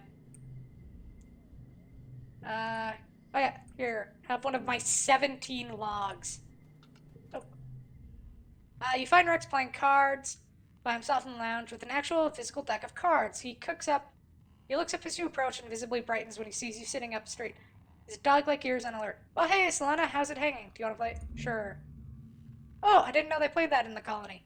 You don't know how to explain to him that you don't. You just remember him explaining to you in another life, so you keep your mouth shut. What do you want to bet? 50 kudos. Of course, whatever you feel comfortable. He winks.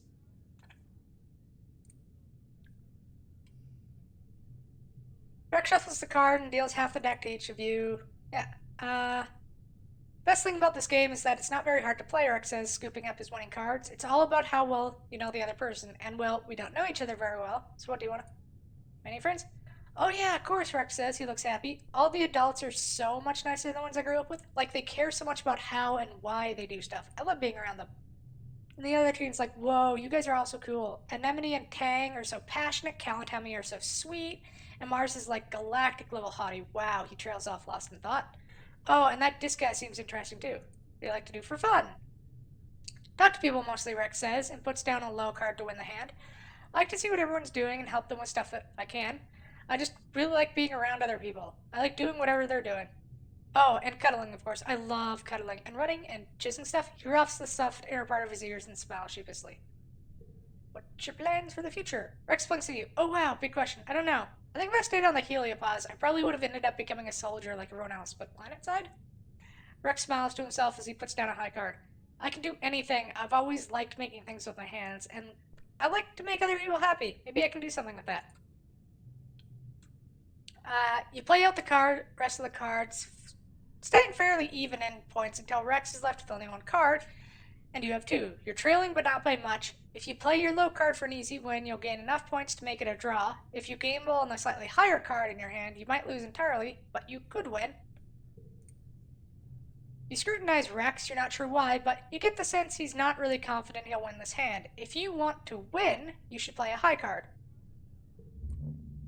A memory jolts through you from the past. Rex's last card is high. You can definitely win this, even with your high card.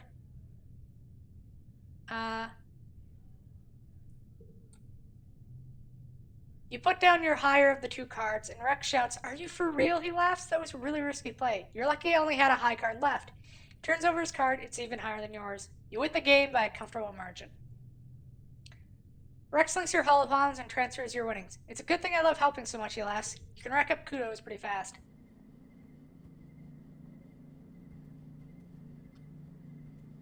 Do.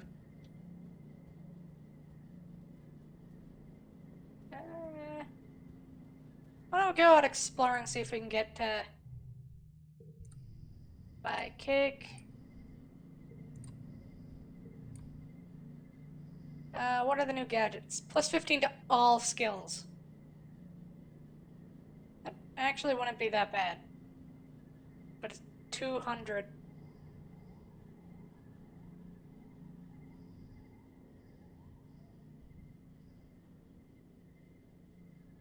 Hollow eye display. Is that what goes... 30 engineering. Wow.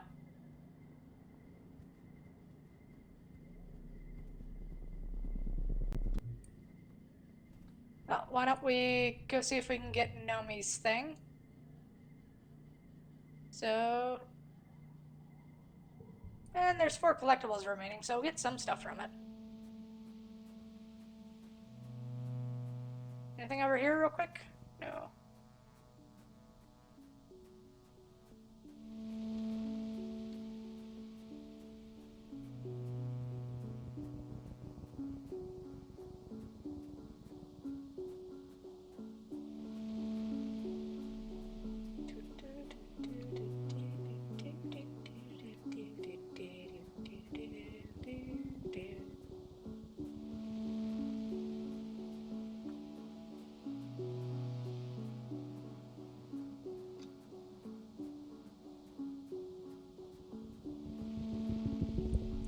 This event.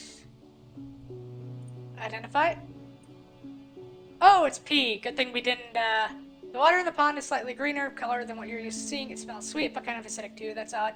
You like to sample to analyze, then hide yourself under some large mushrooms to watch the local fauna come and go. The smaller creatures sniff the water, but leave without drinking. Then a massive balneal photosynth lumbers over, lifts a leg, and... oh. The pond must be where the balnear photosynths mark their territory. You check your analysis results to confirm. Yep, it's literally brimming with balneal piss. Good thing you didn't try to drink it. Ew.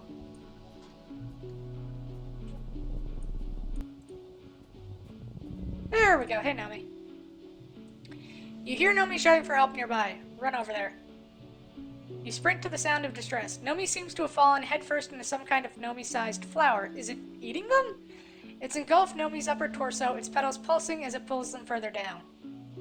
You could use your plas cutter to cut them out of there if you can figure out what part of this creature to cut without hurting Nomi. Nomi is struggling and you hear muffled sounds of distress from inside. You have to try. Save Nomi, Nomi!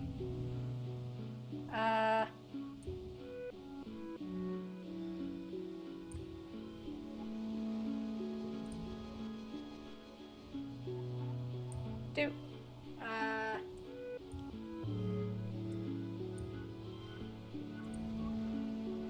And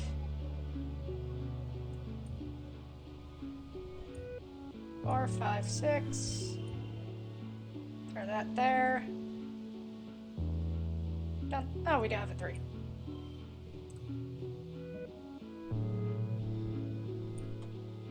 You delicately slice the lyre flower at the other side of the base of its flower, which you guess is the creature's next. Up close, it actually looks more reptilian than plant-like, just a little nick, and the creature coughs and convulses. Nomi spills forth in a flood of digestive juices. Ew, yuck, my outfit, stupid flower! Nomi stomps and shakes their fist at the flower, which lurches away on a fat, snake-like body.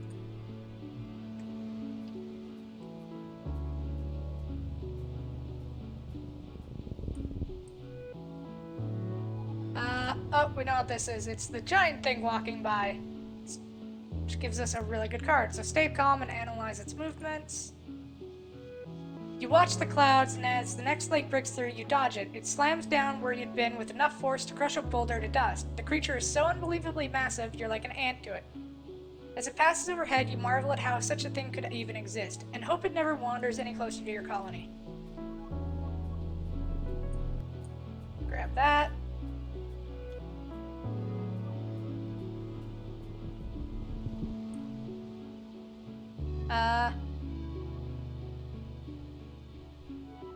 You spot an enormous unfamiliar flower, large waxy petals join to form a basin ring with goopy yellow gunk. The entire thing has a sticky, melting look. The awful smell of the juice permeates the area like something died in there. Wait and watch it. One of the nearby bushes starts rustling. Oh, another bush bump. It approaches the plant and dips its arm into it, bringing it back up. Then it sticks its head right in there and drinks. You try not to gag. Bleh. After some long deep gulps, seems safe enough. Drink it! Drink the goop! The smell is horrendous, the taste is indescribable. The moment it hits the back of your mouth, you start gagging and salivating uncontrollably. Throwing up is a relief.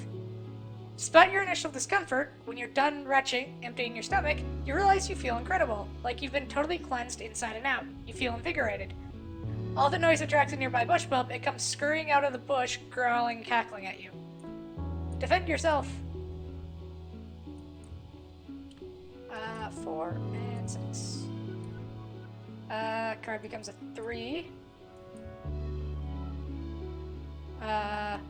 6 and 4. All the cards become blue.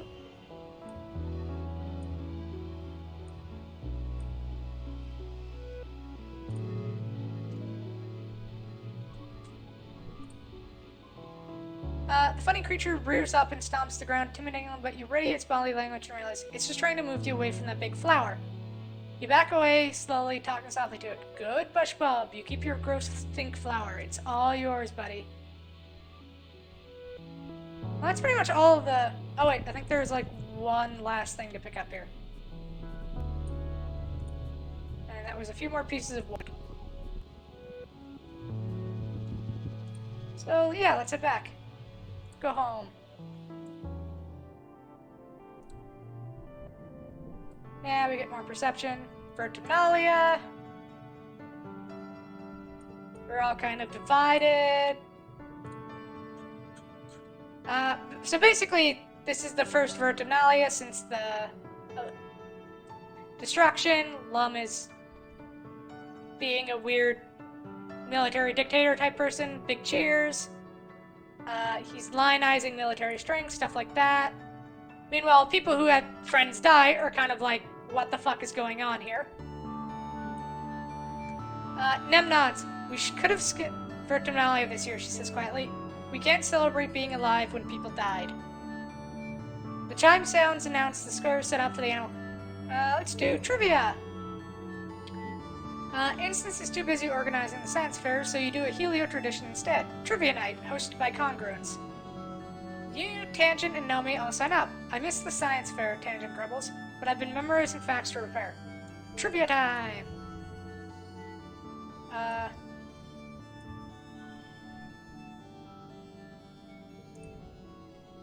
Do?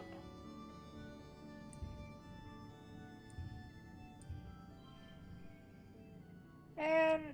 we'll just waste that. We'll drop that. That. That. And that. There we go.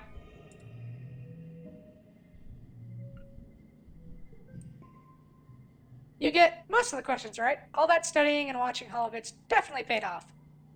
Nomi shrugs at their loss, Tang tries to, but you can tell she's actually kind of ticked off she didn't win. Trivia champion. After the festivities, the mood in the colony is a lot lighter, you see people smiling easier, and often see mixed groups of Helios and Stratus socializing together. Feels like the first time people have actually let themselves relax. Red dust. So we know what time it is. It's Nomi's birthday. So let's go give Nomi a thingamabob. Hey, Nomi. You find Nomi in a lounge, flanked by 2 holoscreens and doodling in a sketchbook with real paper. One holoscreen is playing an animated kids show, while the other is a wall of text that looks like it might be a translation guide of some kind. Nomi's attention moves between the 3 easily.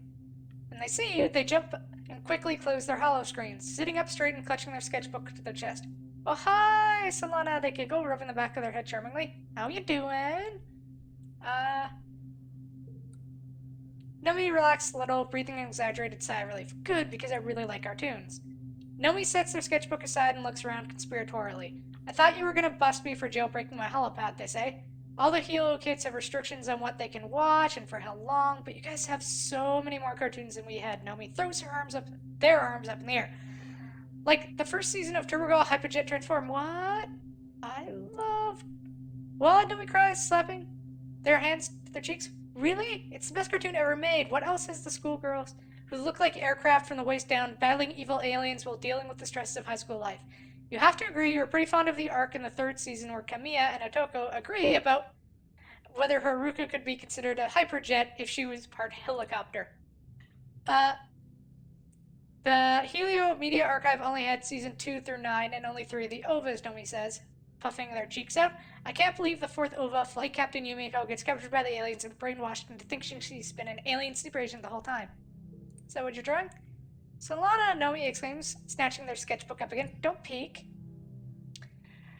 Nomi laughs and flips their sketchbook, showing off some of their drawings. I was drawing some fan art for the show, they say. Well, it's kind of fun. Okay, it's really more like if I was a character in Hyperjet Turbojet Transform. Nomi blinks at you, clearly stunned by your interest. Oh, okay, that's clearly a bottom. You see, all the cool aircraft are already taken, and it's rude to be double. To be a double, they press their tips of the index fingers together and look thoughtful.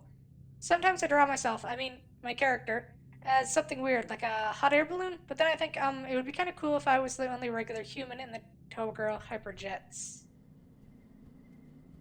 Aw. Oh, right. Happy birthday. Since we have a gift for you, we don't need to use a cake. Oh, Nomi exclaims, making grabby hands at the pretty crystal. Happy birthday to me. I can't believe you remembered. Thank you. Puts Nomi at 19 out of 100. I think we've given Rex's gift for this month. Yep. Do I have enough to give other people gifts? Sort of. I can afford to give off a flower.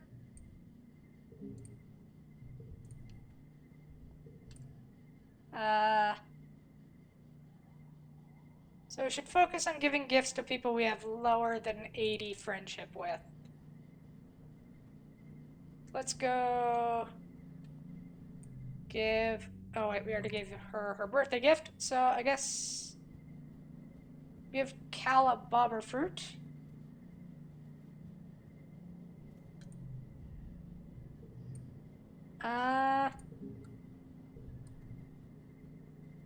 And one last bit of exploring for this year, or engineering?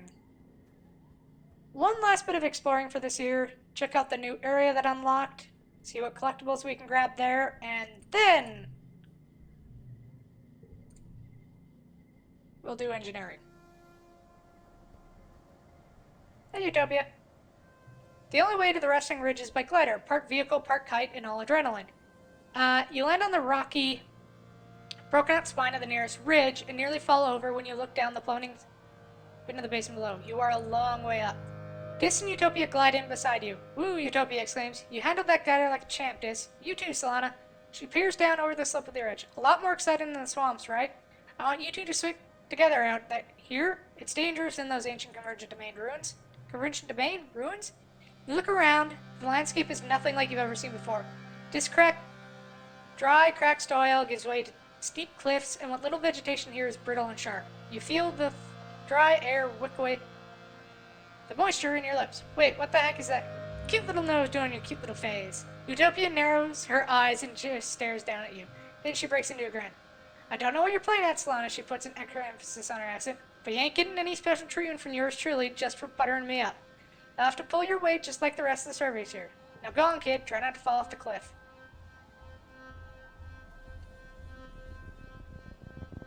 Doop. Getting thirsty. Search for our water.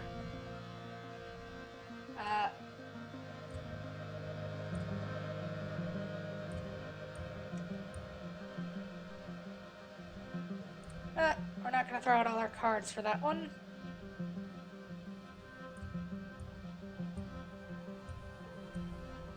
Because when the time comes, we have a bunch of these, so we can just throw out a bunch of cards.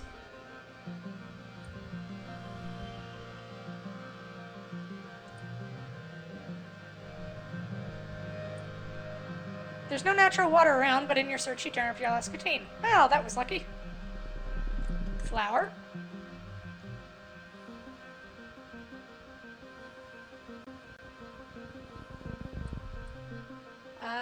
Flies. Oh yeah, these are all the flies. Do we be Zen or do we be Zen and let it be?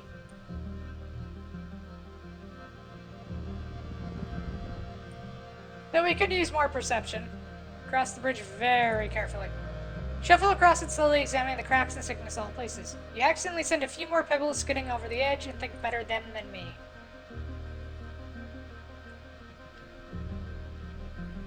Oh, strange device.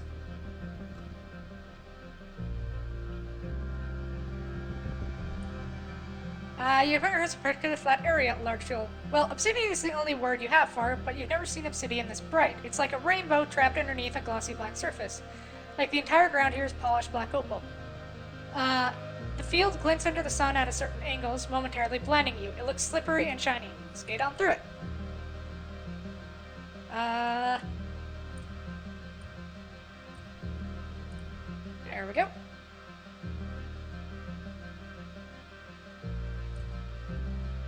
Comes a 3.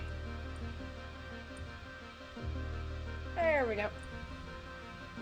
Oh.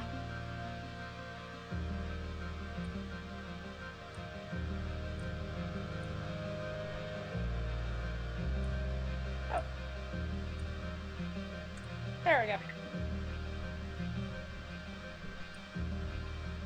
You take off your shoes and glide around your sock feet. You take a tumble and get a little bruised, but have a blast. Ooh.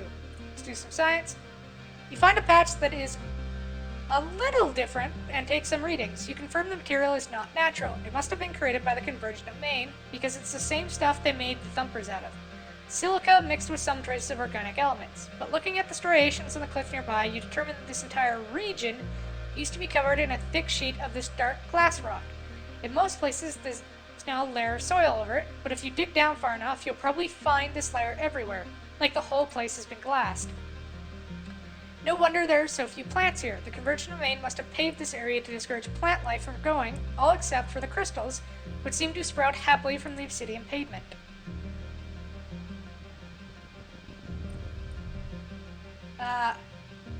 You investigate a weird squeaking noise, eventually following it to its source. An undulating stream of sleek creatures are gathered on the cliff above you. You watch as they throw their tiny bodies off the edge, plummeting past you and out of sight. They scream and screech in excitement. Okay, weird. You pick your way down the slope, finding a second herd of miraculously unharmed weasels at the bottom. As you watch them, one lands on your head, squeaking indignantly. Ghosts join the rest of its kin, raining bounce weasels. You hear the flapping wings to look up. A whole colony of pink and orange doorsmoths cling to the rocks overhead, nearly camouflaged. As the squealing of the weevils above reach a fever pitch, the doorsmoths restlessly take off from the cliff and flutter around. You watch as one of the little creatures pitches off the edge of the cliff and lands square on a doorsmoth back, sending them both plummeting to the bottom.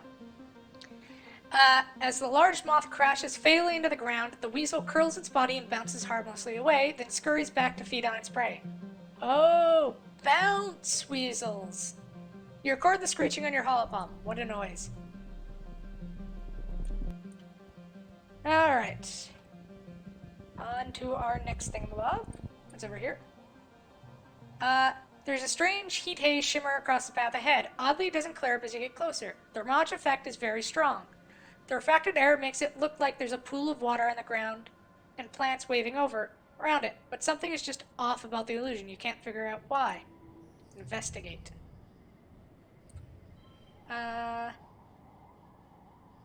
3, 4... Do we have a 2? We don't have a 2. Aw. We'll drop the 1 then. And now we have a 2! Sets neighbors to this value? Okay, sure. Drop that there. Get a little chain of 4s going. And now what?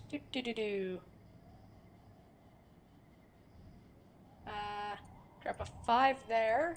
5 there. 2, 3... Do we have a 4? We don't. If you drop an 8, we get a massive bonus, so we win anyway. More perception. The faster you move, the faster the mirage disperses. You approach cautiously. As you do, you realize what is wrong about the mirage. It's impossible. Plants on the other side of the haze are different. Not just wibbly-wobbly from the layers of air, but bigger, older, and it's a different time of day, evening, not morning. Then you see them. It's you. Through the heat haze, you see yourself in the distance walking towards you. You move to the edge of the mirage and peek around it, but they aren't there. You can only see them through the heat haze, like it's some sort of doorway or mirror.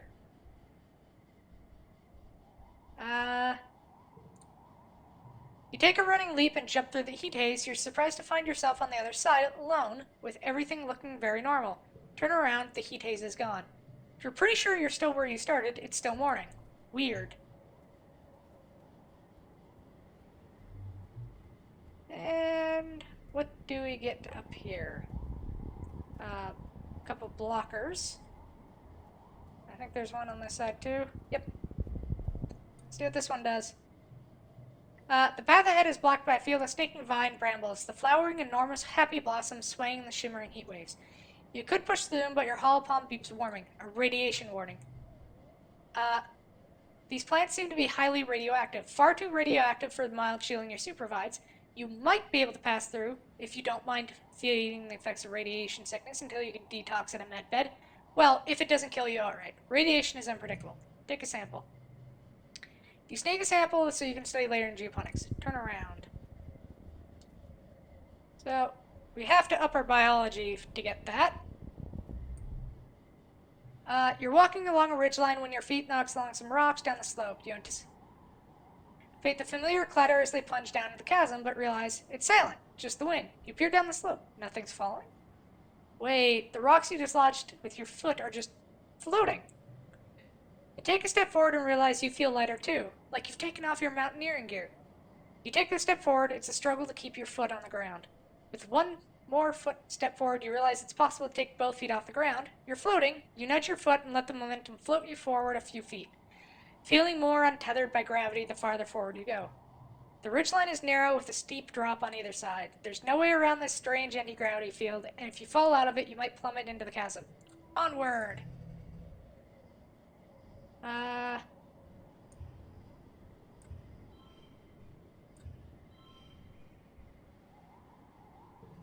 There we go. Card becomes a 3.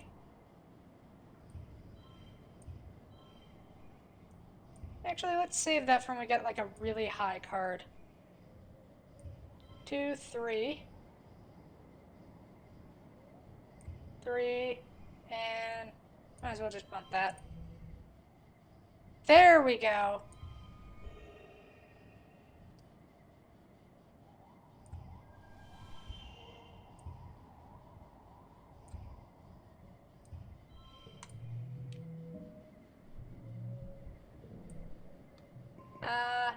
You float forward, allowing yourself to rise higher and higher and higher until you're able to swim and tumble through the air with ease. Wow, you're totally weightless. You float over a shiny, lumpy rock jutting out from the spine of the ridge. As you pass over it, you feel gravity gently begin to embrace you again, pulling you back down. Your feet touch the ground again on the other side, and your legs immediately give out. What a rush! You mark the location on your map for other survivors. Yeah!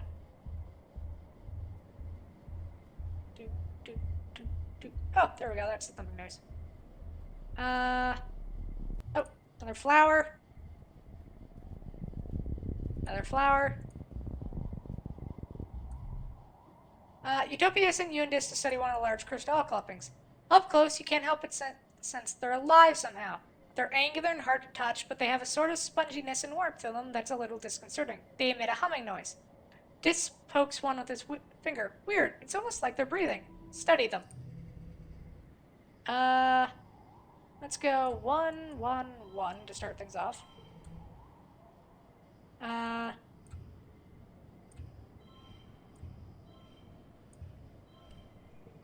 Do that.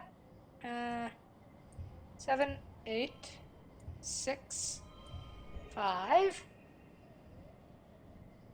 No, wait, that would break it. Good enough. Win. Oh! Hi, Lego!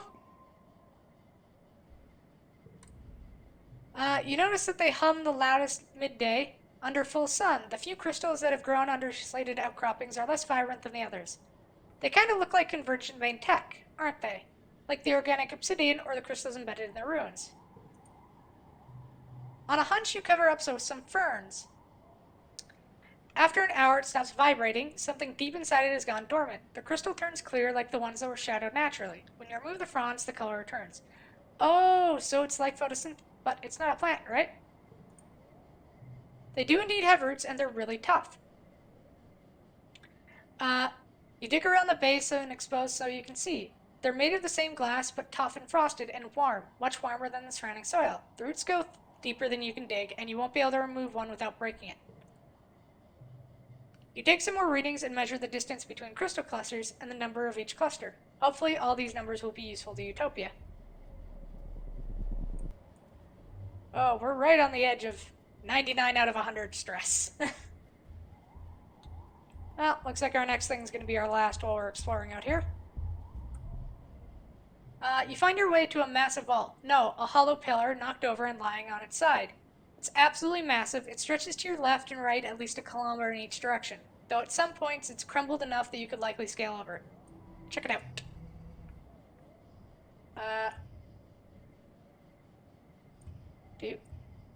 Oh, why don't we go with our yellows first?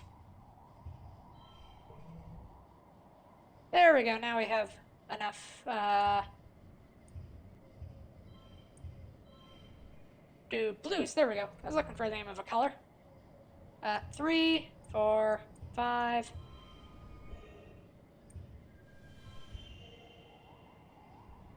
Yeah, good enough. And a bunch of engineering. This looks giddy as you follow the pillar to its base, a large pyramid almost entirely lost under the sand. You brush away some of the sand and find that the pyramid is inscribed on all sides with pictures of, well, wormholes, you think. The pillar must have once stretched up into the sky. Maybe it was some kind of observatory or sacred building, or just a monument to the wormhole. Mysterious. And now we're too worn out, so we have to go home. What's the game about? So it's basically a raising sim, where you play as this person here, deciding their, gender and everything. We're playing as Solana, and you live through 20 years on an alien planet as colonists. You arrived here when you're 10. Game ends when you're 20. The goal is to try and, well, figure out how to survive, get all the different endings. Oh, and also, everything is linked in a circular, in like a time cycle. Basically, you're the only person of all the humans anyway, who can see the past, present, and future. So basically, every time you play through the game, in your next run through, you actually remember stuff that happened before. So you can change the outcomes of different things.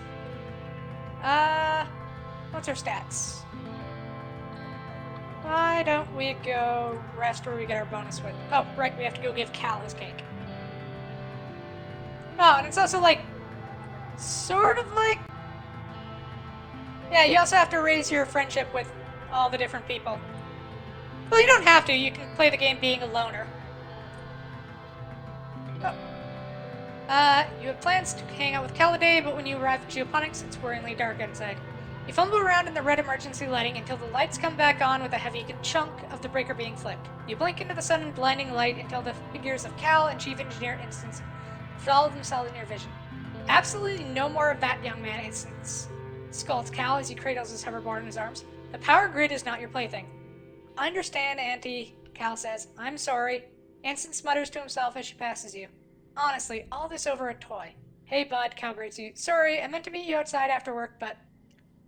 He looks down at his hoverboard. My board wouldn't start, and I figured it was maybe out of juice, but when I plugged it in, it threw off all these sparks, and then the whole power grid shut down.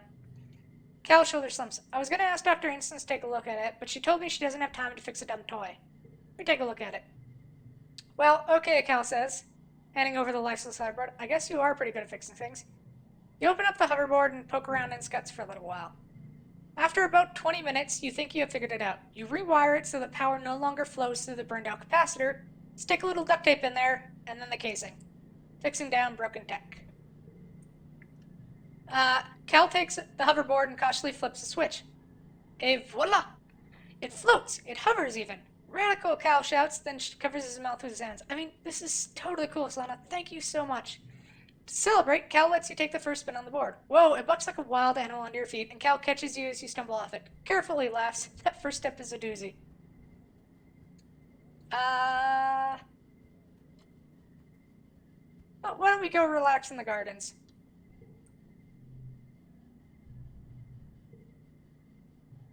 The garden is full of people from the heliopods. They move around in clumps of 2 or 3, gasping in awe at every new flower. The helio is much faster than the stratospheric was, so they spent a lot less time in space to get here. Their memories of Earth are much more fresh. Don't really want to lose any of those. So that brings us to early wet.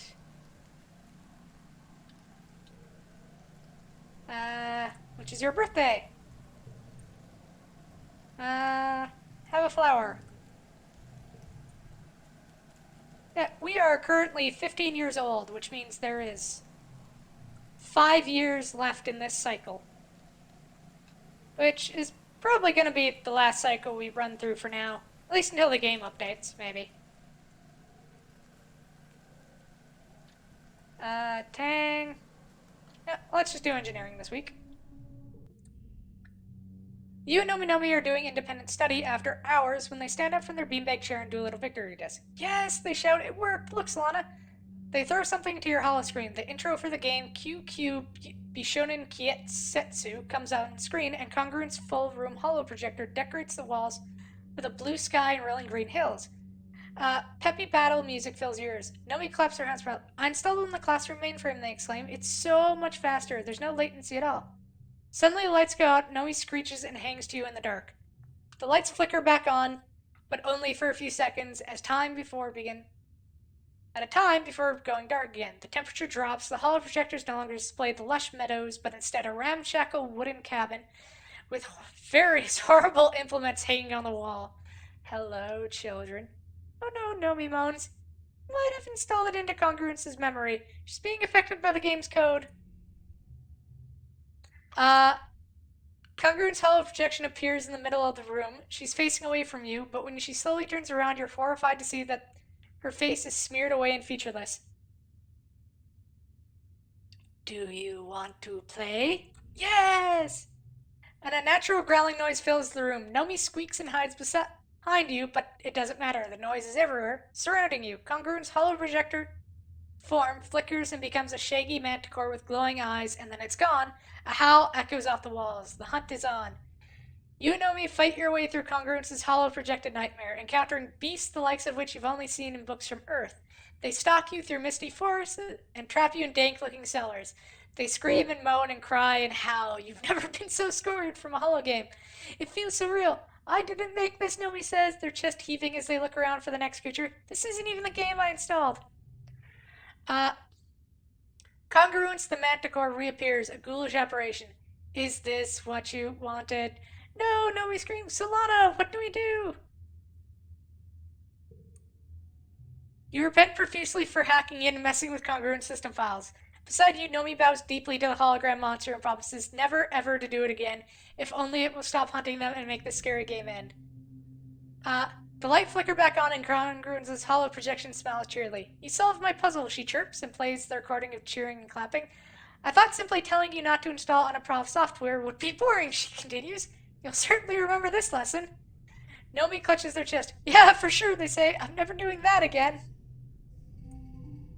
Ah, AI that know how to mess with you.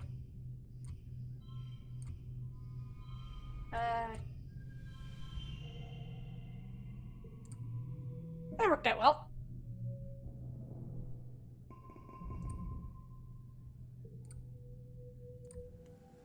Early wet to mid wet.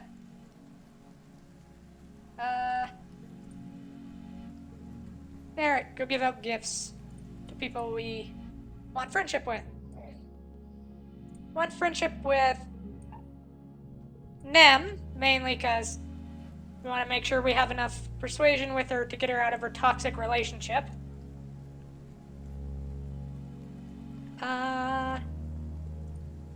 Where's Cal's friendship at? 66? Yeah, let's go give him some fruit.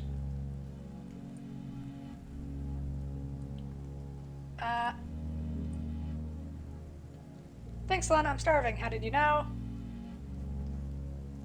Oh, I think we've given you your gift.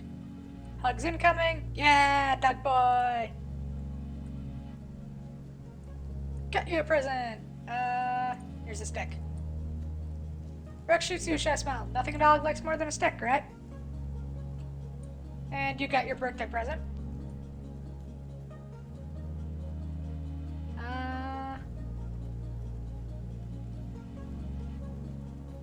Let's go give Nomi their gift. Oh, Nomi wants to talk. Nomi is camped out in the lounge, their holopad screen spread out before them like a drawing table. In another screen, there's a collection of photos of a manticore. Nomi looks between the two screens, their brow furrowed in concentration as they scribble directly onto the screen with a stylus. What you doing? Well, Nomi replies thoughtfully, I wanted to write an illustrative story about aliens, like in Turbo Girl Hyperjet Transform, except using the Xenos here on Vertumna, like manticores and faceless and stuff. They can talk, and instead of attacking the colony, they hate people instead. Sounds cool. Thanks, Nomi chirps, scribbling happily in their drawing. I got the idea from the second Turbo Girl Hyperjet OVA. You know the one where the Medusa demons show up and the aliens and the Turbo Girls have to band together to defeat their common enemy? Remember that part? Nomi looks up at you with a start. Oh, they exclaim. That reminds me. So, I'm trying to brush up on my Xeon anatomy, and I'm totally fine with writing, but they blow out a big breath, ruffling their bangs. I kind of haven't been here long enough to make sure it feels right, you know? To make it go pop. And I want to make sure I'm being, sensitive about stuff I don't know a lot about. So I was wondering, could you help me with some of the world building? I'd love to. You spend an enjoyable afternoon helping Nomi with their work. When you're done, they give you a big hug and thank you profusely for your help. You feel really proud of what you've accomplished. That's at 22 friendship with Nomi. Speaking of Nomi, here's a present. Take one of the strange devices I have.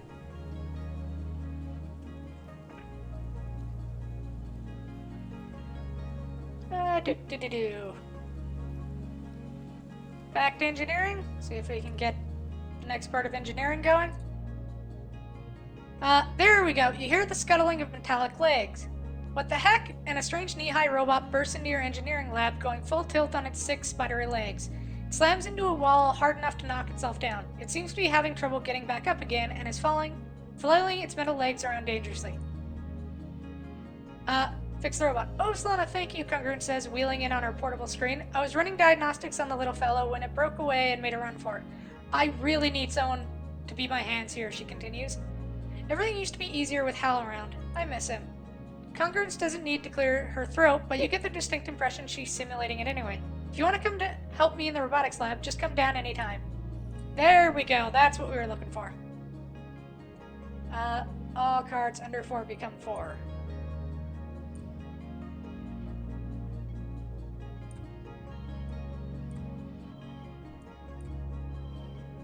And... good enough.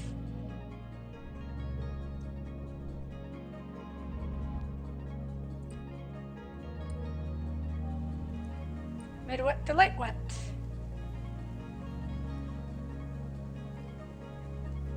Why don't we go up our biology a little? Since we need to research that plant at some point. Work on the farm, which ups our toughness and biology. It's a proud day for your mom. You're finally following in her footsteps. She meets you at the gate of the gardens. Hello, Sprout, she says, sounding chipper. Come on, we've got a lot to cover before you'll be able to keep up with the rest of us. Finally! You'll mostly be working out here with the hardier earth crops like potatoes and corn. Geoponic stones still need to appear. Wow, there's some native crops mixed in with the ones from Earth. Incredible. You spend the rest of the day pulling weeds and watering plants. You're dirty up to your waist by the time you finish, but it's good, honest work. You're proud to be able to do something that helps out the colony. Cal gives you a high five and invites you for a cool drink in the cafeteria. All the other agriculturalists join you. Of all the places in the colony you work, Geoponics is the most like a family. Maybe because they've always been your family, thanks to your mom and dad? You play the recording of the squeaking bounce weasels for your mom and Cal. You're sure this is going to work, she asks when it's done? It sounds annoying. You swear it will work, you saw it while you were exploring. It might not sound like much, but the huge doors moths are terrified of little bounce weasels' hunting calls, and with good reason. You set up a speaker system and play the recording all right. The next day, there's no sign of the doors moth. Your crops are completely safe. I think it worked, Cobb says, sounding relieved. Solana, you're a genius. You're just glad that all your hard work isn't going to feeding those pesky moths anymore. More food for the colony. So, new card, yeah! +2 if it's the last one. +2 to neighboring cards.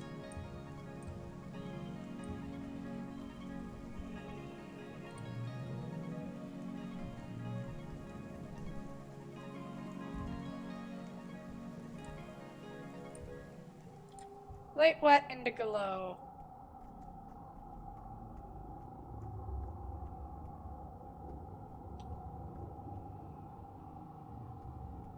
Well,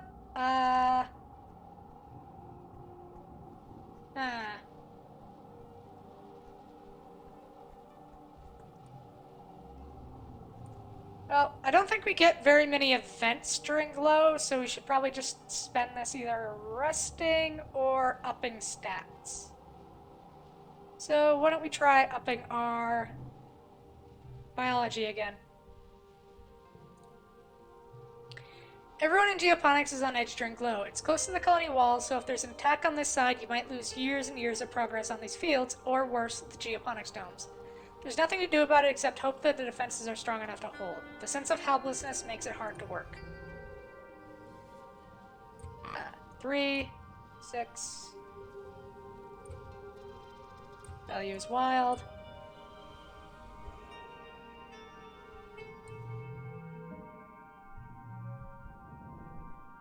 There we go. And that unlocks Xenobotany, which is the thing we needed. You're relaxing in your quarters when your dad hears this colony siren. The enemy is here. Your dad looks up from his novel. Huh. Seems early this year. We should head back to the shelter in the lounge.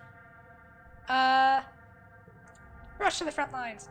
You muster with the rest of the defense force at the gates. Rhett and Lum are arguing about what tactics to employ. Lum keeps trying to rally the soldiers with a heartening speech about giving it everything they've got. All the drones, all the explosive, and Rhett keeps cutting in. We don't need to take any big risks, Rhett insists. It's a smaller attack, and we have more than enough plas rifles and turrets. We should save our resources for when we do need them. Why do things halfway? Lum exclaims. God, this guy's an idiot. We need to get in there and kick their asses back to the goo they came from. We need to show people that we have everything under control. For morale! Rhett tries one more time to wrest control of the forces back from Lum, but Lum cuts him off. Fire the explosive rounds! He orders arm the charges. Shells scream through the permanent night, followed by the explosions you feel vibrate through your boots. The Helios aren't phased, but you and the other Stratos guards exchange nervous looks. You hear yelling, then another boom as the secondary explosives detonate.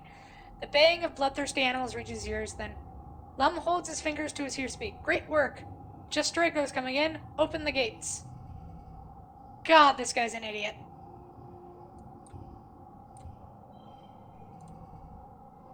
+2 if it's the highest value.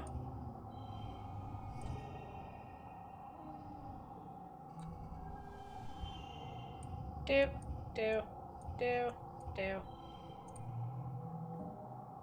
Oh, wait, I could have made it straight. Oh well. You face off against a lesser Xeno, some kind of finned, semi-aquatic thing already half dead and limping doggedly through the gates. It's almost so calm. By the time you're done, the other soldiers have dispatched the rest of the creatures. Smoke drifts from the battlefield from the explosives. An accurate scent of sarin. After the attack, Lum gathers everyone in the lounge and hosts a big celebration for the soldiers. There's feasting and drinking and songs of valor as the party goes on long into the night. Some drift away in pairs or more. Mars and Rex keep the dancing going. Even Nem seems to relax, especially when the other cadets invite her to drink with them. Cal and Tammy sit together and talk all night, giggling about something and going quiet when anyone comes near. Tonight, everyone seems convinced that this victory means the colony will be safe forever. Maybe it will be. You sure want to believe that. Early quiet. Next year of life. Alright, so now we have xenobotany.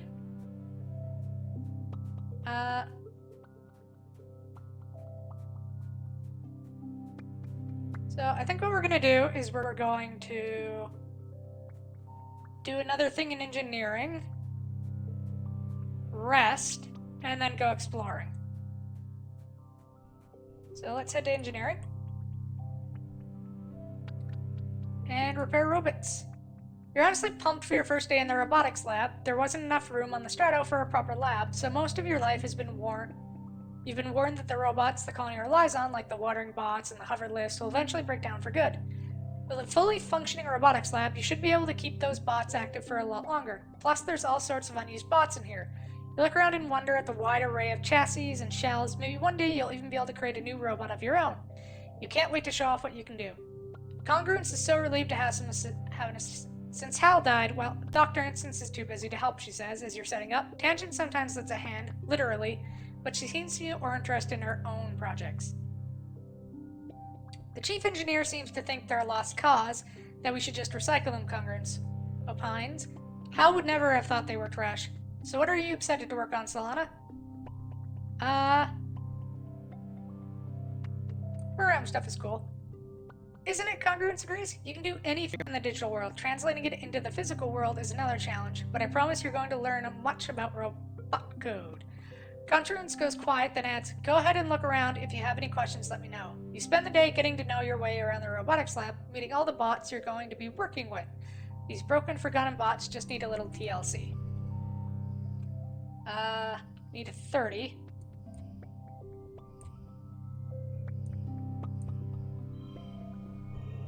There we go.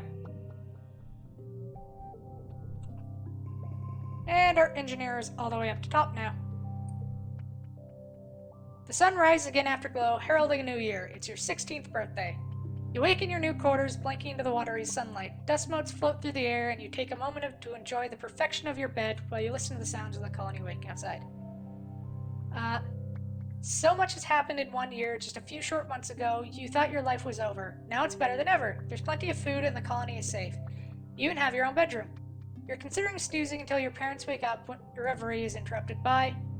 It's Cal and Tammy! They try to enter the room at the same time, get stuck in the door, frame, and laugh. Cal does a corny bow like Tammy's a princess, and she enters carrying cake. Happy birthday! Tammy exclaims. Cal comes in right behind her, his hand on her back. Wait, are you two dating?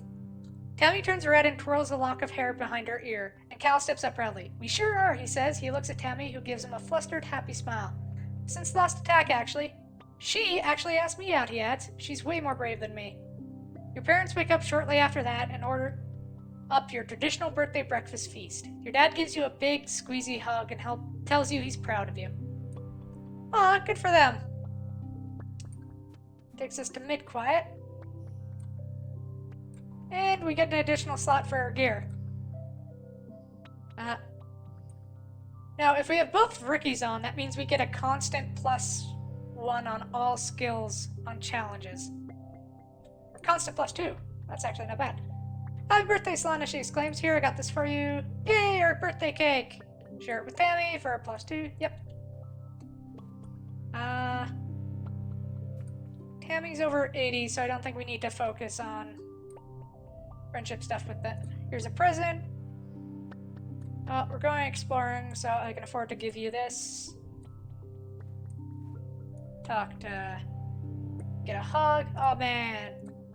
Good doggy. And get him a present. Here's one of my 19 logs. I have so many of those. Nem. Here's the last of the eggs.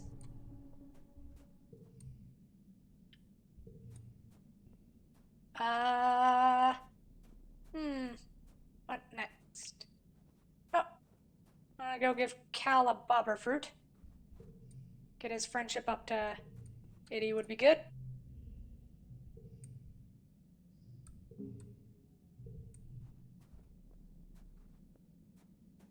And oh no, I think I missed birthdays at the end of last. Oh, I did. Oh well. What's dis and tangent at? 76 and 80 respectively.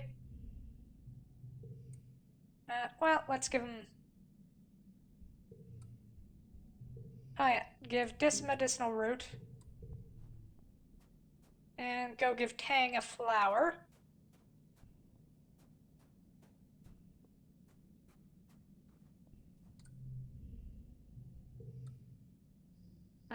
Here's a flower. Hope you find it useful. Okay, so 78 and 57. Why don't we go relax on the walls to get our friendship up with this a little bit. You heard Security Chief Red is on the lookout for lookouts. That is, the kids need to chill out on top of the walls all afternoon and count Xenos. Sounds way better than going to class. Gives you a once-over, eyes narrowed. Alright, he says, look over there at the end of the field. What does the sign say? You read the sign easily. It says, if you can read this, your eyesight is 20/20. Huh, what a weird sign. What does that mean? Rhett nods in approval. Good, you pass. Come back next month and I'll put you up on the roster. Drop first words. And let's head out exploring.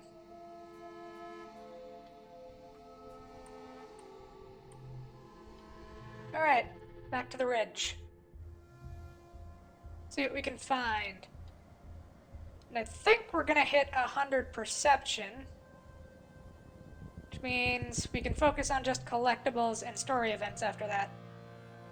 You haven't been down in the deepest crevices of the ridges, where the crystals grow thick and the air is stagnant and dead. It's already sweltering up on the ridges, but the chasms, you see the heat warping the air almost like it's a permanent fog.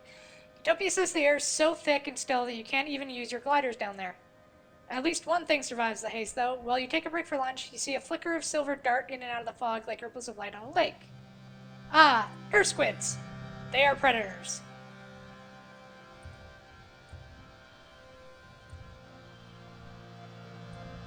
Okay. All cards under 4 become 4.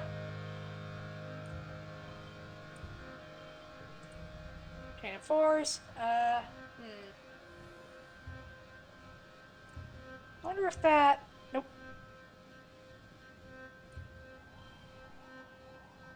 In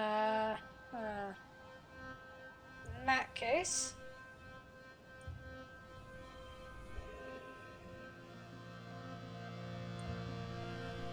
There we go.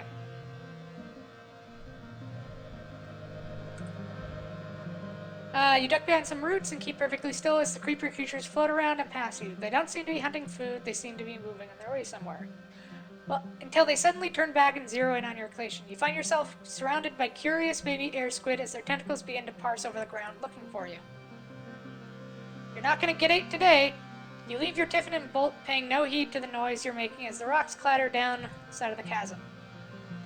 As you run, you swear you run right past someone. What? Where did he come from?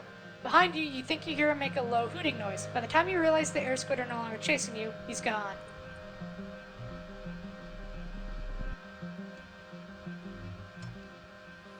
Well, we know who that was. That was Sim. You're getting thirsty. Search for our water.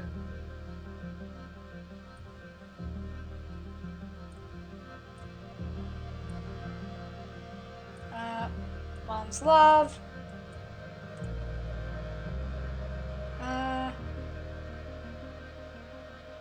Tangent's focus.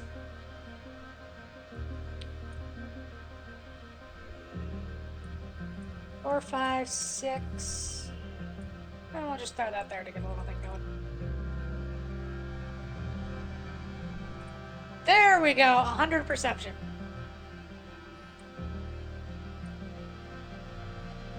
Now we can just focus on collecting stuff and story events.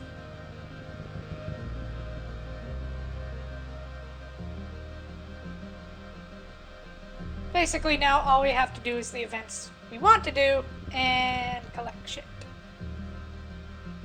Hopefully not literal shit.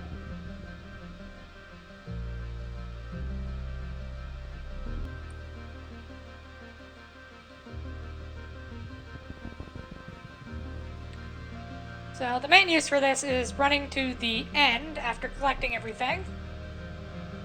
And doing the little boss area there.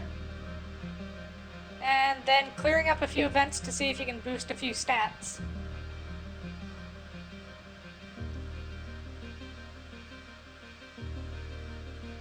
Or doing events like this, where you get to talk to Dis. Hey Dis. Dis is an entirely different person when he's outside the colony walls. Without people constantly trying to correct his asocial behavior, it's like he's blossomed into someone who's actually confident. The more time you spend with him out here, the more glimpses you catch of the real Dis. But you can't do this, he says, jumping off a huge boulder and doing a cool roll at the end. Wait, no, bet you can't do it with your eyes closed. I can. You and Dis cavort around, daring each other to do more and more dangerous things. Dis isn't scared of anything. You think you see something up on one of the plateaus above you. The cliffside is covered in convenient vines. Dare Dis to climb up there. Dis scrambles up the cliff, no problem. He turns around to the top. Now your turn. Well, you dared him, so you gotta follow through. The vines are slippery and dangerous, and some of them are even alive and wiggle when you grab them. Use your grip right at the top, and you slip and start to fall, but Dis grabs you. Got you, Dis exclaims, pulling you over the ledge. Your heart thumping, and you're all sweaty from fear, but you did it. Dis looks so calm and collected even though he just climbed the same treacherous wall to save you from a long fall. Why doesn't he ever seem scared? The plateau is empty, but it provides a great view to look over the resting ridges. You and Dis take a break and watch the shadows creep across the dusty, craggy landscape. This is the life, Dis says. No school, no gossip, no bullies, no one telling me what to do or what to think. He props his elbow on his knees and squints into the suns. Even with my augmentation in the colony, I always feel like such a coward. But maybe the problem isn't me, it's everyone else, you know? I'm not scared of any of the usual stuff. Monsters, getting hurt, even dying. Like, who cares? He continues. But humans keep finding ways to control people with fear. Well, they can't control me. Or call you a coward again. You might not be alive right now if it weren't for his fearlessness and fast thinking. It wasn't that long of a fall, he says, but you can tell he's a little pleased you understand too. Yeah, friendship with this.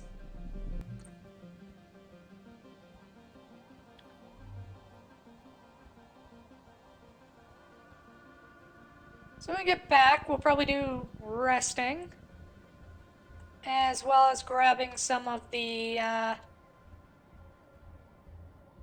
we'll probably do the xenofauna thing. Or not the xenofauna, the research in biology. We'll come back to you once we figure out what's at the end of this place. Grab that. Grab that. Grab that. Well, at least we're gonna have no shortage of gifts now. And check the boss. Expeditions have been collecting energy readings from this area, tracing the invisible ley lines of power like the one from the thumper that brought you up here in the first place. They pointed you to this cave, a nexus of power at the convergence of many lines. You can feel the energy is different here, like a barely perceivable hum that prickles up the back of your neck, like something is watching you. It's likely this was some sort of important place for the conversion domain, Utopia says, leaning on her glider. I sent teams through, but it gets mighty tight in there. I'm hoping you and Dis might have better luck wiggling in there, she continues. Might be the caves inside open up again, and if they do, take plenty of readings and report back to me. Dis is vibrating beside you on nearly the same frequency as the weird power fluctuations. This is the real deal, he whispers, mostly to himself. Utopia nods and leads you to it. What's the plan? Prep your caving equipment. This time you get your headlamps and a little recording drone with a floodlight attachment. A tiny buzzing flying thing that circles around you and your heads and sometimes illuminates what you want it to look at. It's intelligent, which just means it won't do what you want, which means it just won't do what you want. Dis bats at it in annoyance. Utopia's also left you an anti-grav belt with a warning to practice extreme caution while splunking down there. They make you lighter so you can climb more easily and won't hurt yourself as much if you fall. Enter the cave. The narrow entrance leads to a bigger room that animals have clearly used as a den. It's enormous with glowing mushrooms in the wall and piles of bones in some crevices. In some places, the walls are made of iridescent convergent domain obsidian, like this was once a great hall millennia ago. You can feel a cool breeze coming from somewhere, but it's going to be tricky to find in the dark. Try to find a way deeper. Do. And do. Do. Do. Do. Sure, do.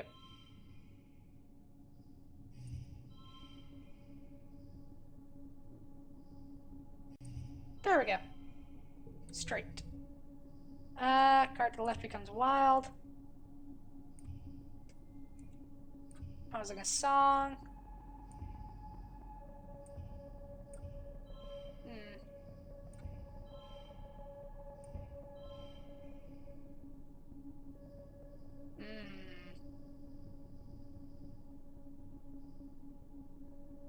Oh, first collectible use is free. So why don't we throw down composing a song that gets us to 35 out of 37, and that gives us +2. So we'll just up. Oh, wait, we don't even have to use that. We can just move everything over a little. There we go. Now we're smart. You find the source of the breeze by tossing some fine sand in the air and watching which way the dust blows. It's a very tight crack. Good thing you and Dis are so small. You squeeze through and have to shimmy along on your bellies for about 10 meters, pushing your gear ahead of you. It's uncomfortable, but Dis's excitement draws you on. Past the crack, there are fewer signs of animals. The walls are smooth, grown obsidian, which is a kind of melted rainbow oil slick look. There are steeply carved glyphs on the walls at various intersections, like room designations or street names, you wonder. At other kinds of basins, alcoves grown into the rock, like full of protrusions. It's all ancient and worn and inexplicable now. It feels homey. You come to realize the convergent domain must have lived underground. That's why there's so few ruins on the surface. As you follow the cave complex down, it's clear this used to be a well-traveled path. The corridor branching off to other places are now blocked off, as if a big earthquake has rattled this whole area. Only this one main path is still clear. It's too convenient to be a coincidence. The floor of the cave slopes downward like a slide, and it's quite slippery. You follow the cave system down, down, down, all the way to what must be the bottom of the cliffs. You have to climb down a 3-story wall in the last section, and are grateful to your anti-grav belt for making it easier. You're still tired, though. You see dim light below. Daylight? You emerge into a hidden valley, totally surrounded by tall cliffs. Did you just come down all that way? You're surrounded by the ruins of convergent domain buildings. in much better condition than the windswept ones up on the surface. It's perfectly still here and as quiet as space itself. What was this? Dis whispers reverentially. Some sort of converger facility? And it feels so familiar. You remember this place from your dreams. You feel a throbbing sense of importance that is a bit unnerving. Something momentous happened to you here, or will happen to you someday. You poke around a little and then call Utopia and give her your coordinates. She swings down on her glider with an extra one for you and Dis tethered behind it. You're happy you won't have to climb all the way back up. She whistles. Great find, kids. This place didn't show up on any of our aerial scans. It took me a while to find a route in. You look behind. You look bush, she says. I'll stick around and get some more readings, but you head back to the depot and get some rest. Don't worry, we aren't going to push on without you.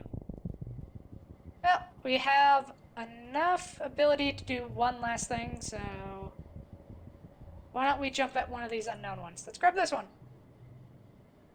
You're treated to a spectacular sight. An enormously long caterpillar dragon kind of creature. Way off in the distance. It's thousands of legs and kilometers of skimmering body snaking in and out of the haze at the bottom of this chasm. It kind of reminds you of Cal's pet socks. But on a scale greater than you've ever seen before. You just watch it. It's terrifying. It's like a train. It's far away, but you record its movements and coordinates and take video for Utopia. And now we're too worn up, so we have to go home. We're back. You're browsing the colony bulletin board on your holopalm over breakfast when you notice a new post from Nomi. It seems to be a short story. The title is Xenos to the Rescue. Oh boy. You open the story and read through it. Wow, it's actually pretty good. Nomi did a great job of grounding the unrealistic premise of talking manticores with relatable characters and a strong emotional story. With your help on some of the finer details, Nomi's written something that truly elevates the art form. You get a notification through your holopalm and you receive some kudos along with a message from Nomi. Thanks for the help, Solana. Here are your royalties. Late quiet to early pollen. Well, let's go talk to Dis.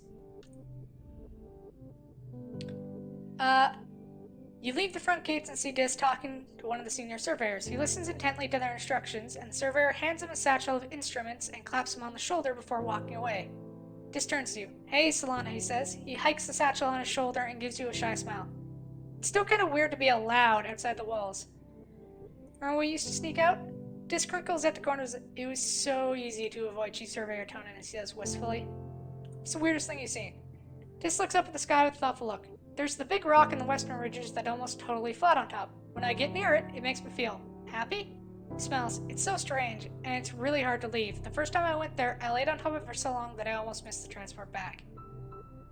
I know it's my job, but I haven't told anyone about it yet, he says. I don't want to explain it. I don't know how to explain it, but it almost like it wants to be kept secret. That's normal and makes perfect sense. Dis frowns. I know you're making fun of me. Dis looks pretty busy, so you say goodbye and let him get back to his work. You'll have to let him keep some of his secrets, for now. Aw. He found a happy place. I know, that's totally reasonable. Like, if you have a nice place, like, and you want to keep it safe, even if you think the place itself is somehow keeping it safe, that's totally normal and reasonable. Like, yeah. Don't need to share everything, buddy. It's not like we're the NSA or something. Well, yet, anyway. Off we go. So new month. Oh, right, birthday gift. Hey, buddy, here's a stick.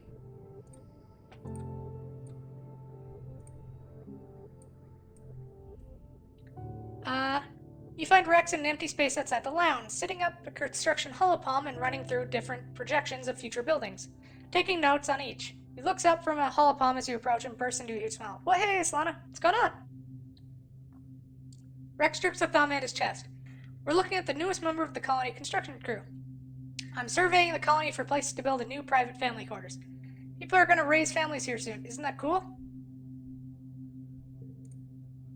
What's not to like, Rex replies. I get to be outside all day, I get to make something great, and hey, he leans in conspiratorially. Have you seen the bots and the rest of the construction crew?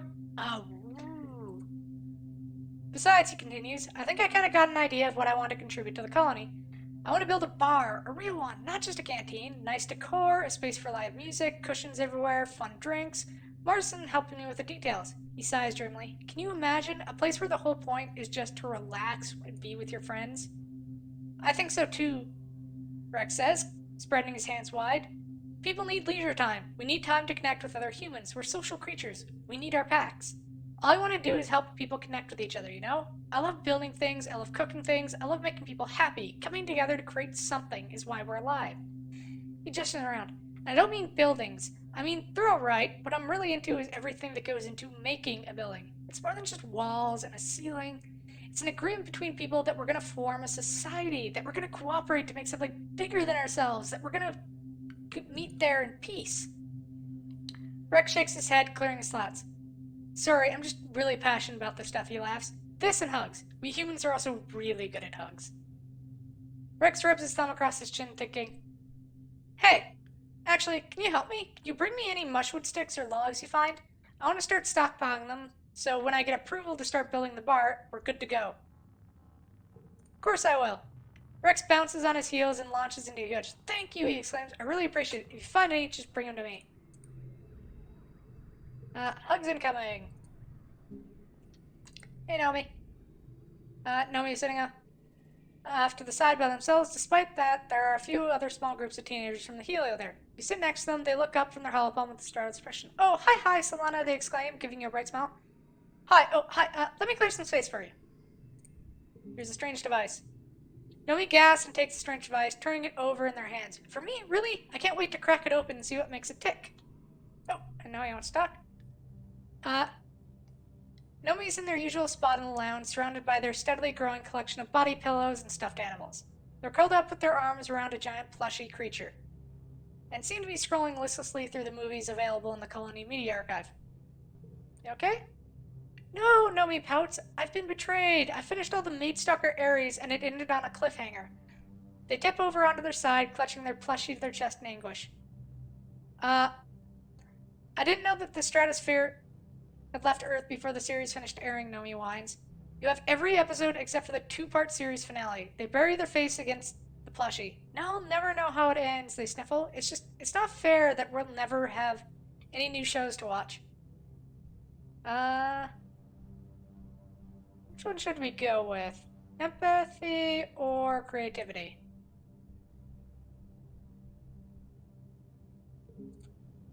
Nomi likes creativity, so I don't... Nomi wipes their eyes and looks at you hopefully. Really? You do that for me? Tell me all about Maidstocker Ares. Nomi launches into a full summary of Maidstocker Ares, including everything down to the blood types and astrological signs of the characters. It's a lot to handle, but the two of you come up with a pretty good fan script for the missing episode. And then Ares and Sagittarius embrace just as the light from the interstellar portal engulfs them, and then the camera pans back to the ghostly image of Gemini's face, smiling down at them from the spirit realm. Nomi claps their hands excitedly. It's perfect, they exclaim. So much better than leaving it right before the climactic battle with the Agents of the Stars. They smooth down the fur on their plushie with a thoughtful look. Thanks, Lana, they say. I was just feeling so bummed out about the cliffhanger because it just reminded me that even though everything ends, sometimes it's a lot easier earlier than you can handle. When I got here, I remember looking at your huge media library and thinking, wow, Galactic, I'm never gonna run out of things to watch. It felt like the whole world was still ahead of me, ready to be discovered. Nomi digs their fingers into their plushie. Now it feels like everything's just on fire all the time, and everyone's on my case about how I need to grow up. What's so bad about being innocent? Why does everything have to be so grim all the time? That'll be good experiences. Nomi nods, their chin wobbling as they try to keep it together. Yeah, they say, tipping their head up the ceiling and looking at a brave face. That's a good way of looking at it, Solana.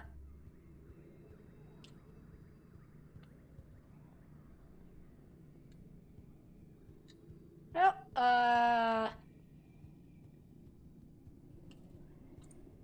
that was for giving our gift to Nomi. Yep. When is Tammy's birthday again? Late pollen.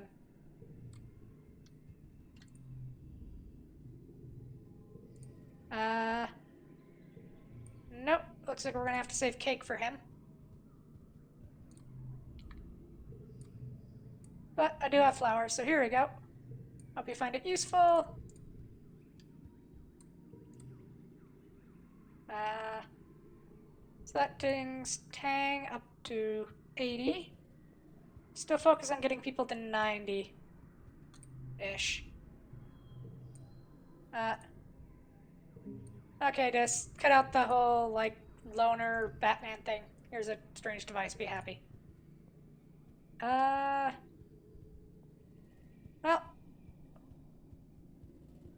why don't we go relax in geoponics? Oh, pick up that log. Relax in the park.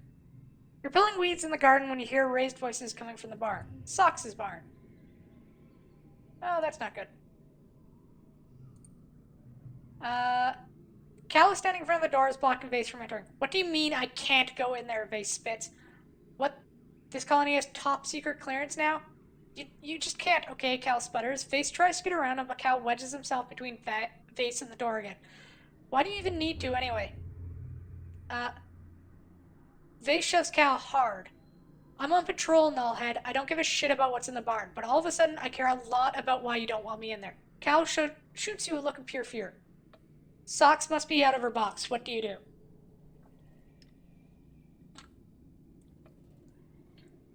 Persuasion, friendship, perception.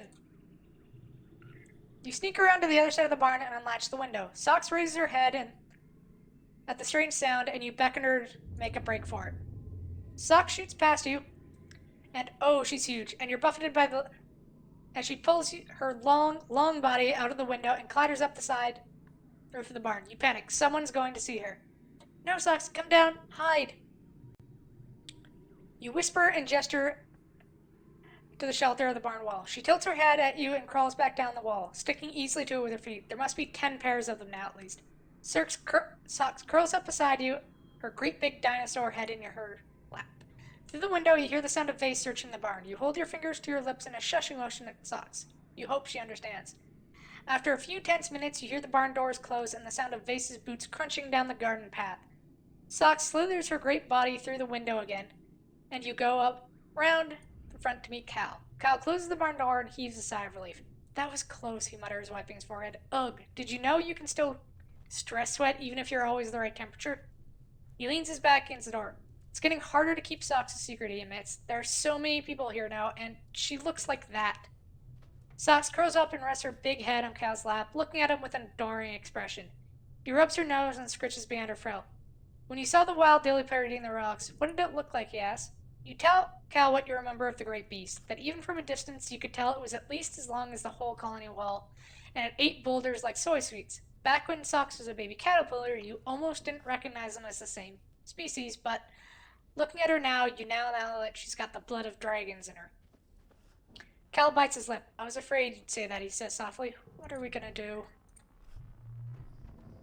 Not gonna drop any of those. Yeah, the shimmer. Thankfully, we're all inoculated, so nobody dies. I really don't want to go through that and see our dad die. Just seeing Mom die was rough. Having Dad die too would be fucking rough. Well, we're enlightened. So why don't we go do that xenobiology stuff?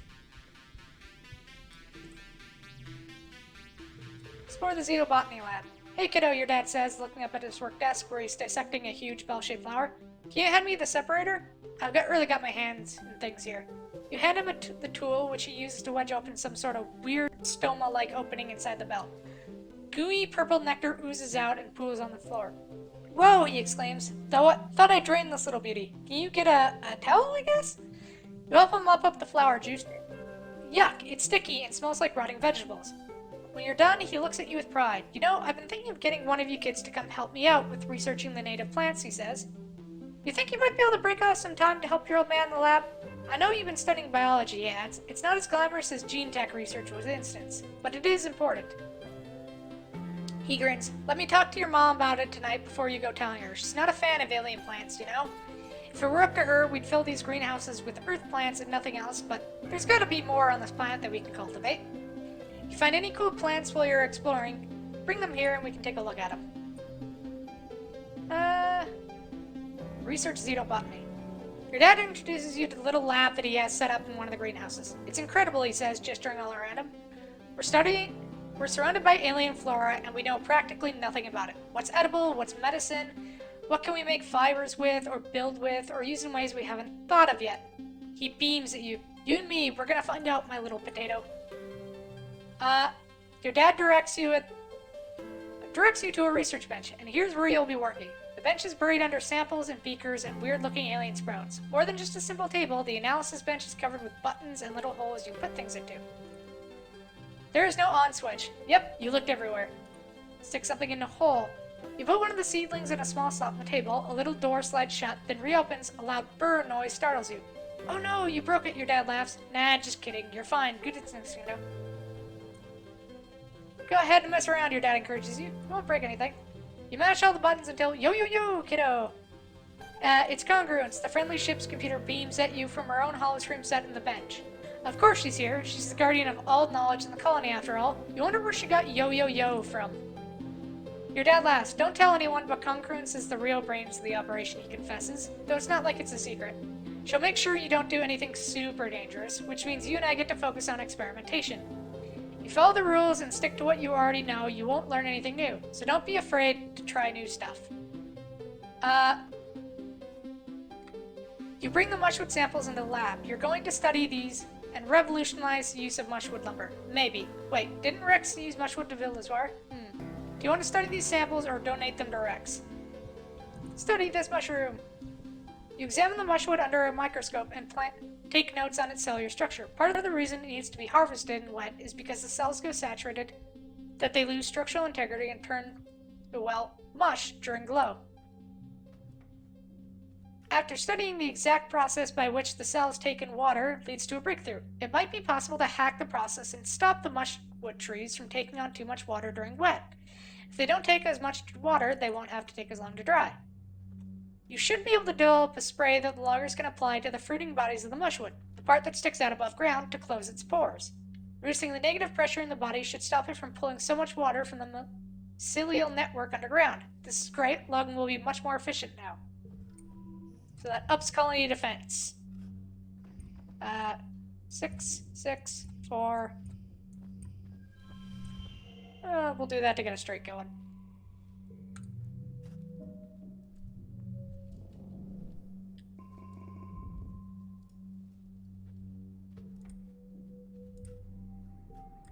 Late pollen.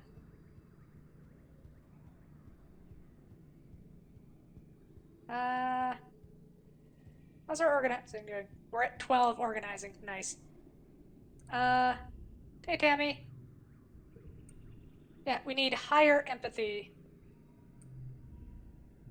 No, get it, count. Killing that alien when I was a kid was the most horrible thing. They're murderers, but no one cares. I don't think you actually killed an alien this time. There, want to hear a fun nature fact? Tell them about the time Tang brought a skunk bug for show and tell in biology, and it got scared and made the worst, smelliest, grossest stink you ever had. And everyone thought Tang had farted. Then Professor Hal had to clear out the whole room, and it took weeks to get the smell out of the beanbags, and it was so gross. But also kind of neat. How could such a tiny bug make the whole kids run away? Kalas, I remember that, Solana, except the way I heard it, it wasn't Tang, it was you. Our reasoning is at 50. We need 80 for that.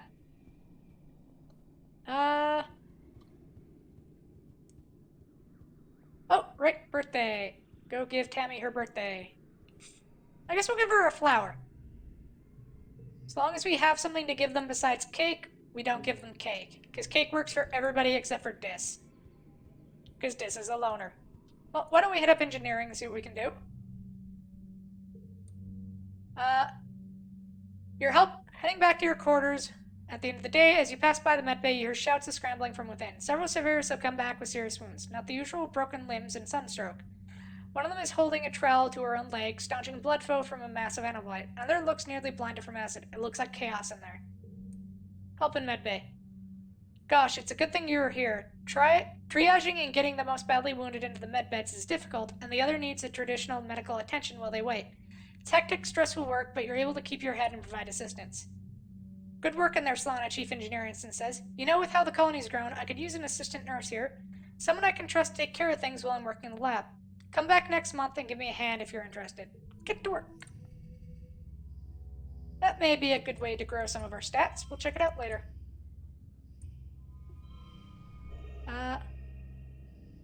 +2 if stress is over 50.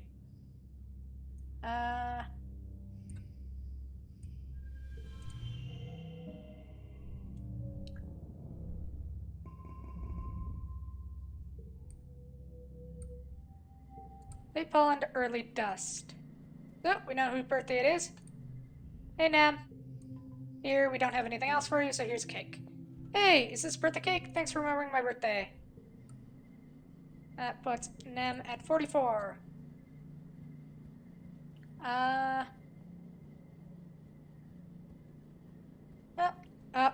It's Nomi's birthday this month, so we'll say for her birthday. Hugs incoming. Got you a present.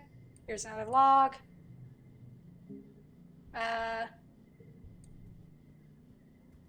Who gets to help with this bar?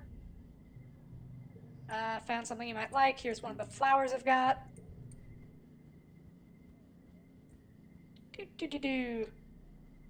Cal's birthday is at the...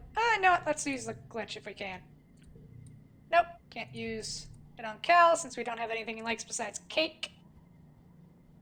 We don't just hand out cake for free on anything but birthdays. So let's give Nomi a strange device. And then we'll give it to them again on their birthday. Max out that min-maxing. Here, give Tammy a flower. It's Tammy's friendship at 89 out of 90. We should give Tang a present too.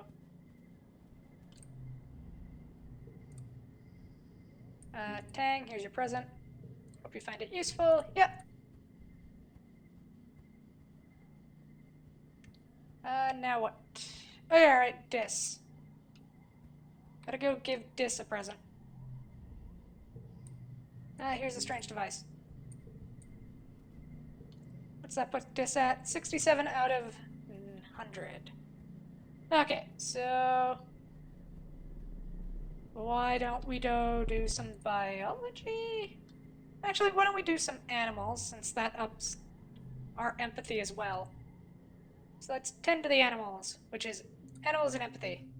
Sugar syrup is like sweet condensed milk, but it also has high protein content. The sugar bros grow so well in captivity that you have more than enough of the stuff. The kitchen start frying the eggs, start condensing it until it becomes a sort of scrambled eggy texture. It's still pretty sweet, but the heat deepens the flavor and makes it seem more savory. The other colonists can't get enough of it. Sugar bugs are in high demand. Last panel, 4. Double the card to the left, so we'll drop that there, draw that to 12. And we'll drop It's All Beautiful.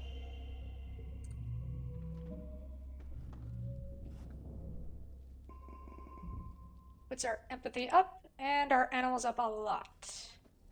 To 88, in fact. It's Vertumnalia. Everyone's in high spirits as you decorate the colony square. The great tables are piled high with food, groaning under the weight of heaps of roasted and steamed vegetables. Barbecued meat, stews, crafts. Lum takes the stage in fanfare. Hello, people of Vertumnalia, he exclaims over the din. Happy Vertumnalia. He takes a big theatrical breath. Yes, fascist. Do you smell that? There's a bit smell victory. Mutants have secured a hold on the planet. Blah, blah, blah. Eat, drink, be merry. Human supremacy crap. After the council members each give their annual reports, everyone starts clearing the square to set up for Vertumnalia games. You feel the pulse of a new hollow message in your palm. Open up to read. After Vertumnalia, there's a present for you on the table. XOXO, your secret admirer.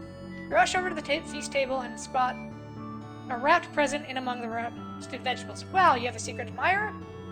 You unwrap your present. It's a data band.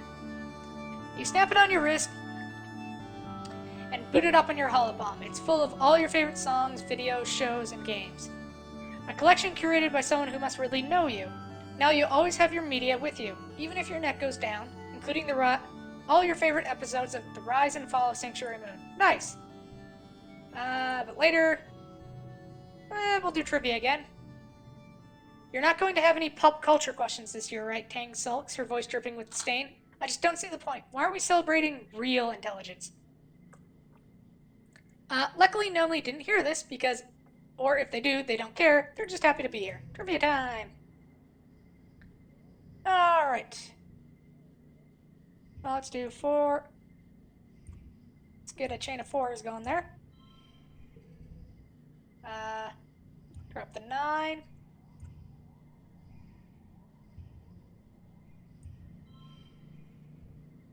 There we go. Switch those around so you get a little bit more bonus going.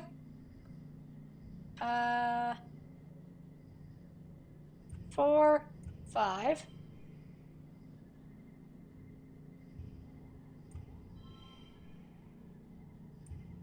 There we go.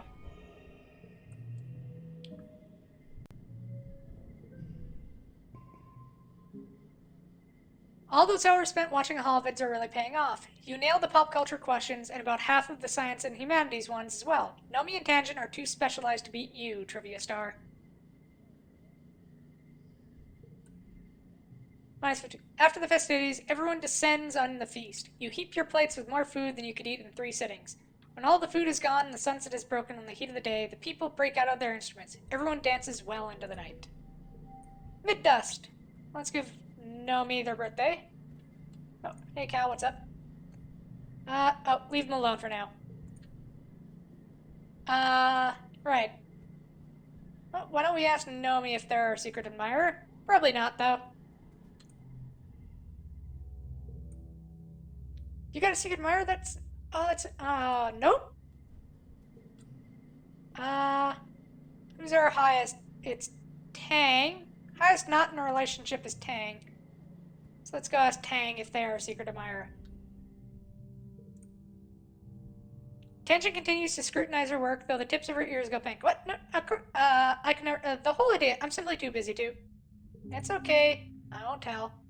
Tang nods, finally meeting her eyes. Good, she says. I don't want to make the moment pass. Tangent seems relieved or willing to let the minor drop and quickly goes back to her work. Aww.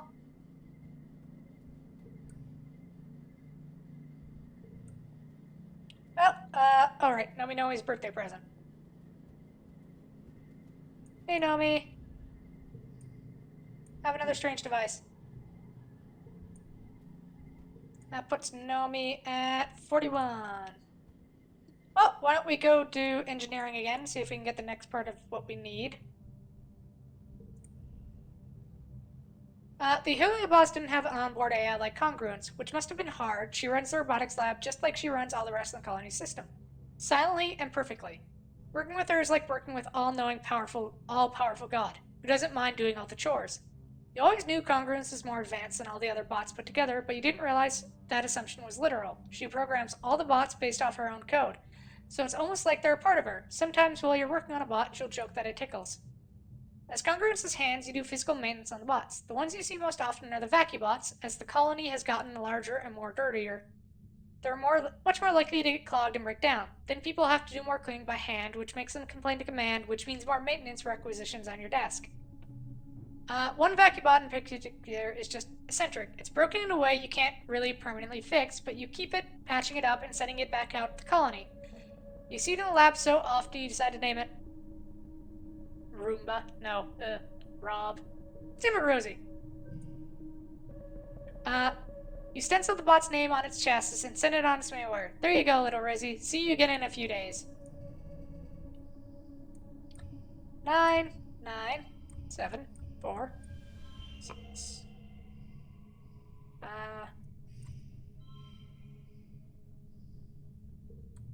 Win!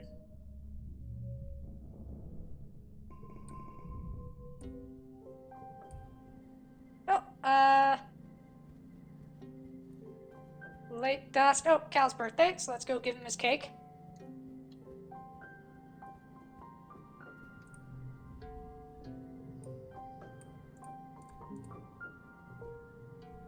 Yeah, birthday cake! And he treats it like the drug, just like always. You shake the breeze with Cal in the shadows of the geoponic stone when he leans over and waves his hand up. Perk, hey, over here. Perk jogs over to you. He's a heavy-set adult with tattoos sprawling up his arms that make...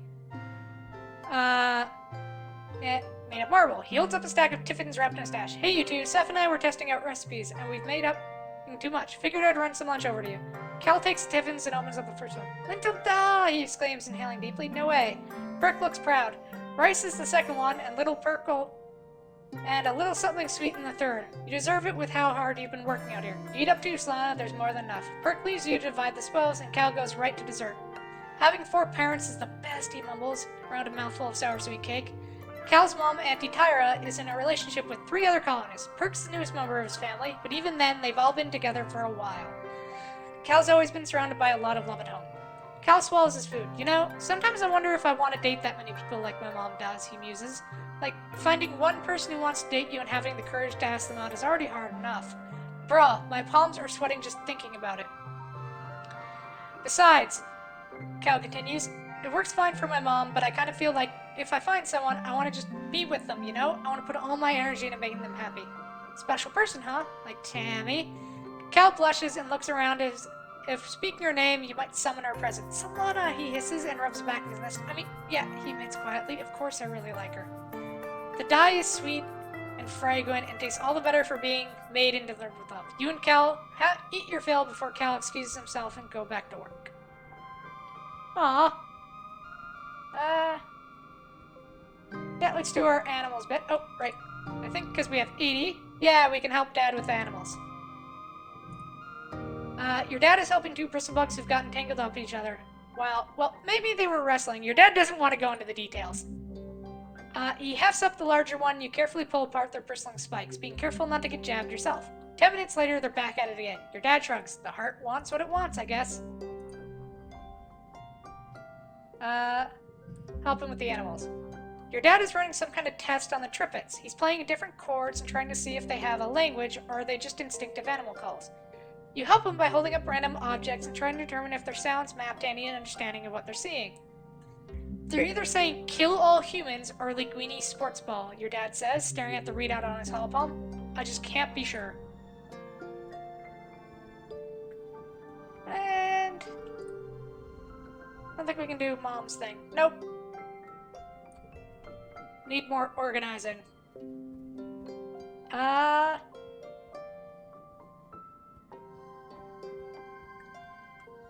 So, let's go do more... Not biology, we're gonna do animals. See if we can get our animals to about 100.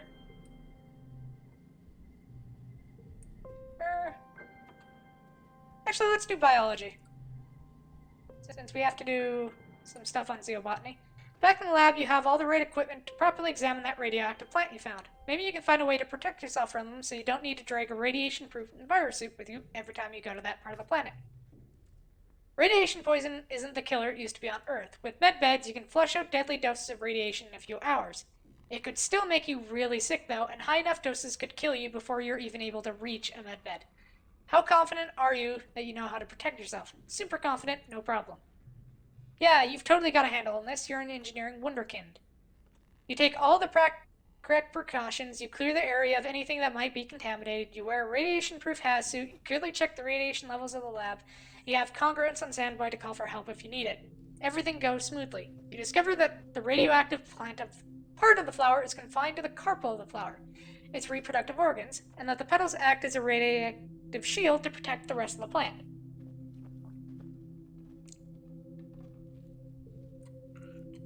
If you press the center of the flower, the petals close and block the radiation enough that a person can pass by without feeling sick. Neat! You should be able to use this to protect yourself next time you encounter this plant in the wild. Do. Do. Do.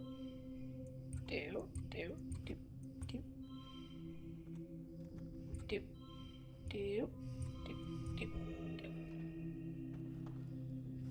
Oh, do. There we go.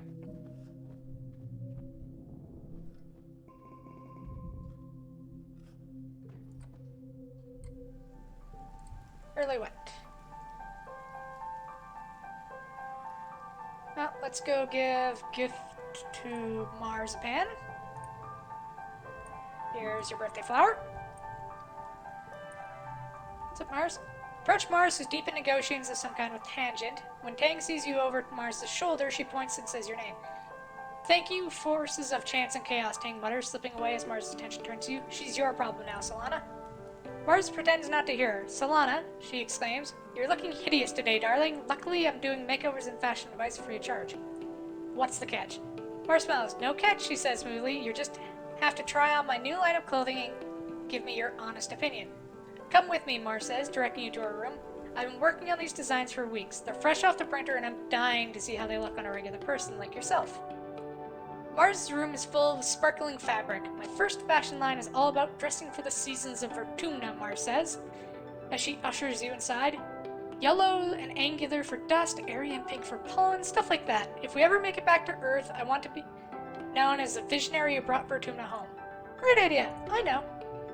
Mars indicates that a pile of outfits on her bed. What are you fitting for? Chop chop. Try on outfit after outfit, letting Mars scrutinize your silhouette and bearing.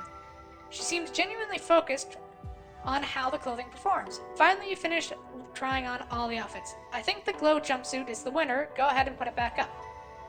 Mars instructs. Then we'll get your hair and makeup. You sit on the bed and as Mars pulls out a box of cosmetics. A day look, she asks. Or something more bold for nighttime. Something flashy. Mars smiles with all of her perfect teeth. Someone after my own heart. Mars does your makeup efficiently, then pulls out a bottle of bright blue nail polish. One more thing, and the look is complete. And voila! This was fun. Mars smiles and caps the bottle of nail polish. And for another hope, blue is definitely your color. Okay, so that's Mars. Oh. Don't forget to give hugs. Yeah! Oh. Follow Rex to the sounds of laughter to Nomi Nomi and Rex playing catch. Or maybe the word for the game is more like they're playing is more like fetch. Nomi throws the ball as far as they can and Rex tears after it, climbing and leaping over anything in his way like it's not even there. Rex hands the ball back to Nomi, and Nomi winds up to throw it again, but at the last second they palm the ball and hide it under their arm. Rex barrels away off away from Nomi and his ground-eating stride and gets pretty far away before he stops and looks around confused. He looks back at Nomi, who wiggles the ball at him and bursts out laughing. Nomi, he shouts, running back to them. He picks them up and hauls them over his shoulder, and Nomi shrieks with delight as Rex spins them on the ground. Two Helio kids in their crisp uniforms pass by, glaring archly at Nomi and Rex. Rex sets Nomi down and then spots you over Nomi's shoulder. Well, hey, it's Solana, he says, and Nomi turns around and gives you a stunningly bright smile. Rex slings his arm over Nomi, and Nomi lays her head on his shoulder. They're both breathless and beaming. Did I miss something? You two dating? Rex and Nomi look at each other and make twin sounds of disgust. What? No, not at all, Rex exclaims. Nomi's practically my sibling. He tightens his grips around Nomi's shoulder. I mean, I love them, I really do, but not like that. You know, I don't really like most people like that, Nomi says, sticking their tongue out, but I love Rex too, he's my best friend. Aw, buddy, Rex coos, and wraps his whole body around Nomi's smaller one. He kisses them noisily on the cheeks, snuffling into their hair, while Nomi shrieks with laughter again. We were always the odd ones out on the heliopause, Rex says. People thought we were weird, you know? You probably don't see it much because everyone is so awesome here, but compared to all the rest of those smug, boring jerks, we really stuck out. But I'd rather be different than be like them. He looks down at Nomi, who beams up at him. And I gotta be different with my best friend, which was awesome. We just hung out together and had our own fun while everyone else trained to be proper little soldiers. Right, Nomi? Nomi frowns. Like Vase and all of his cronies, they say quietly. It wasn't all fun and games. Rush shushes Nomi and strokes his hand through their hair. I know, but that's in the past. We don't have to grow up to be soldiers. We're here now, and there's so many more friends to be with. She's like Solana. Rex smiles and holds out his other arm for you. Group hug! Rex gives really good hugs, and Nomi's no slouch either. Maybe we should up our friendship with Vase a little. Even if we think he's a jerk.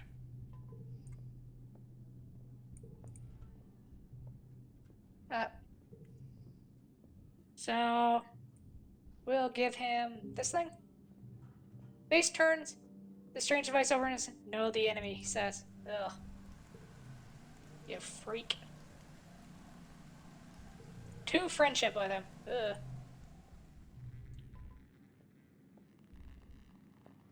Lookout duty.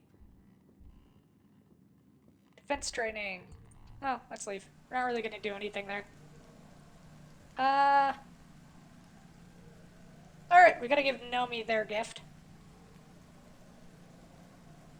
Might have to run out and do some exploring here in a bit, though.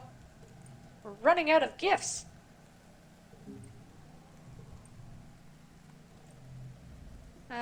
Do we have enough for our traditional? No, not really.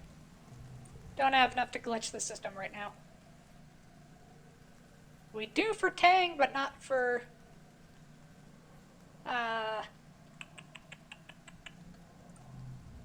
Tang. But not for Dis. So, give Dis Tang flower. Hope you find it useful. Yeah. That puts Tangent at 89 out of 90. Why don't we go exploring the plains? And grab some events and grab the collectibles there. So survey the plains. See what we can find.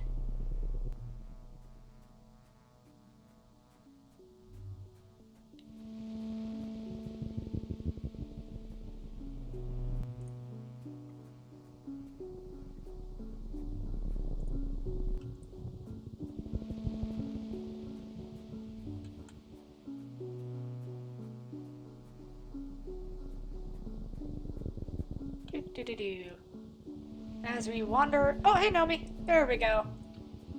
That's why you wander around. Hey, Nomi.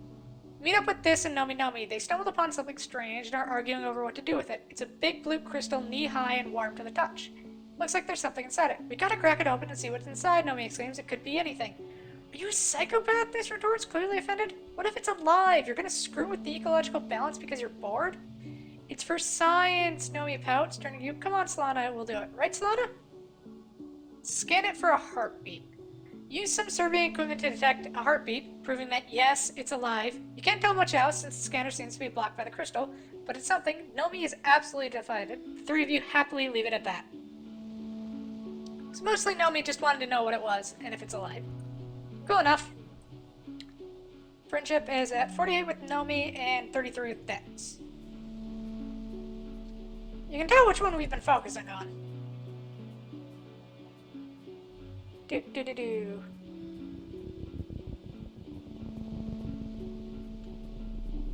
Crystal. Flower and another crystal.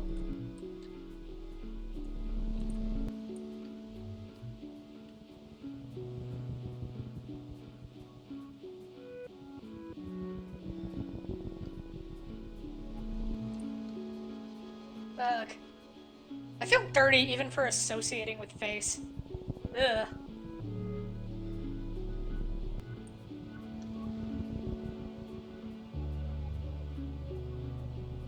It doesn't look like there's gonna be much here other than collectibles. And the Nomi event. So, there's a deep, perfectly circular pond here filled with clear crystalline water. Small, transparent creatures like jellyfish bob around it, rippling with iridescence. Dis is up with you in a characteristically bad mood, despite the jaw-dropping beauty of your surroundings. He plops grumpily down on the bluff to watch the water.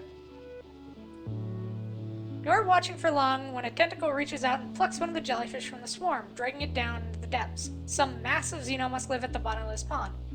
Fascinating. As you watch, it plucks two more. It seems to prefer the large, older ones. Maybe it's like a farmer tending to his flock.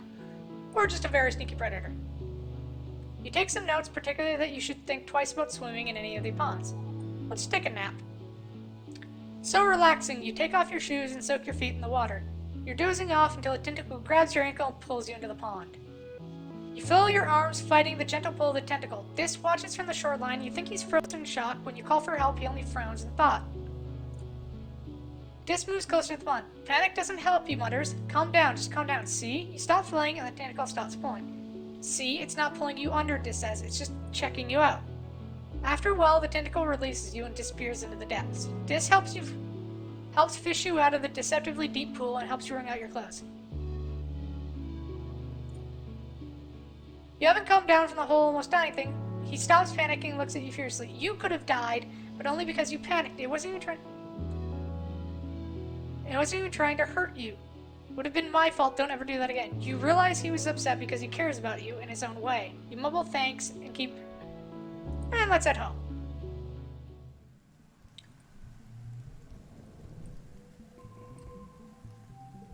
Midwet. Hey, Nomi. You're walking around the colony when you see a blur of color and emotion in the corner of your vision. Bang! Nomi collides in you in a catastrophe of flailing limbs and high-pitched squealing, sending you both sprawling to the ground. Oh my gosh, Nomi exclaims. They almost immediately get to their hands and knees and begin to collect papers that exploded out of their hands when they fell. I'm so sorry. Sometimes my brain is off doing its own thing and I don't watch where I'm running. Ah, they exclaim, dusting off their piece of toast and shoving it back in their mouth. Gotta eat breakfast, even when you're late. Don't even worry about it. Nomi giggles and continues to collect their scattered papers, their faces bright. Okay, if you say so. Thanks, Sana. Maybe if I had a genetic enhancement like everyone else, I'd be able to watch where I'm going. Nomi gets to their feet and offers you a hand up, then brushes the dust off you. I actually don't know what my genetic enhancement is, or even if I have one at all. My parents decided to lock my medical files from when I was a baby, because they had this wild idea that they wanted me to grow up without feeling like I had to be, perfect. I think it's rude for parents to make that choice for the kids. Yeah, I think so too, Nomi says, smiling brightly. Sometimes I just think it would be kind of cool superpower I wish I had. Most of the time, I just assume my parents just avoid telling me they gave me the superpowers because of being turbo awesome. Nomi wriggles their eyebrows. Maybe I'm just like Galactic Cyber Prince Mamiya, and one day a topping Hopeye will come tell me I have to defeat Mega Ultra Nether beings. Nomi starts walking with you, talking animatedly with their hands. I know my parents just wanted me to know that I can be anything I want to be when I grow up, and I don't have to be super strong or super smart in order to be happy. They always told me nothing and nobody knows what's good for Nomi except Nobi, and I think that's true. They stop and turn to look at you, being sometimes it does feel kind of like, well, Nomi squints up in the sky. Sometimes I wonder if I'm only good at something because I have some kind of secret advantage I don't know about. Or sometimes I feel like the opposite. Like, I'm not very good at something, I'll feel angry because maybe I could have been good at it. It was really bad on the Helio, because everyone is really good at something. Usually things are like marching and shooting star. I thought maybe it would feel different here, but there's so many people with all kinds of skills, but they decide no matter what I say, someone is already way better at it, so I just feel like I just suck at everything. It's the first step to being kind of good at something, Nomi says brightly. They're just a show I used to watch, and I just don't suck at everything. They strike a pose. I'm really good at laser field. Pew pew. Aww. Dis. Oh, Dis wants to leave. Stupid humans, you okay? Please don't go. I know, it's Dysthmia. Being sad, what a joke, right? Who names their kid that? Yeah, it's about his name. His full name is Dysthmia, which means, as he said, being sad.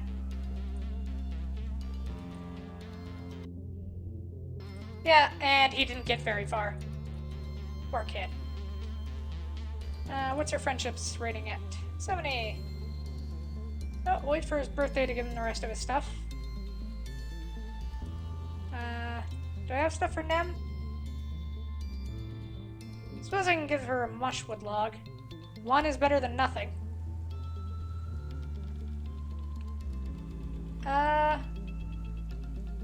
And why don't we go do robotics to see if we can get the stuff. What's Lana, do you have one? You go on expeditions. Of course. It's a small thing, really. I'm not terribly good. I need you to simply bring me some Hopeye eggs next time you come across a nest out there. Well, she makes it good. I'll keep an eye out for them. That's all I ask, Tank says friendly. They're quite common if the reports from the forges are to be believed. They tell me that they commonly find nests in the Valley of Vertigo. It's positively lousy with them. So next time we're in the Valley of Vertigo, we'll take a look out for them.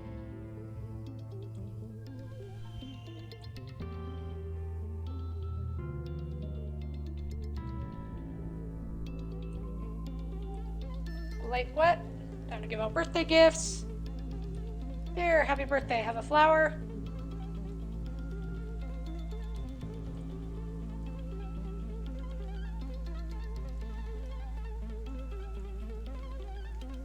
And we'll go give Dis his birthday present. Yeah, I know you don't like actually getting birthday gifts, but you still have your friendship, so you're getting a birthday gift. Deal with it.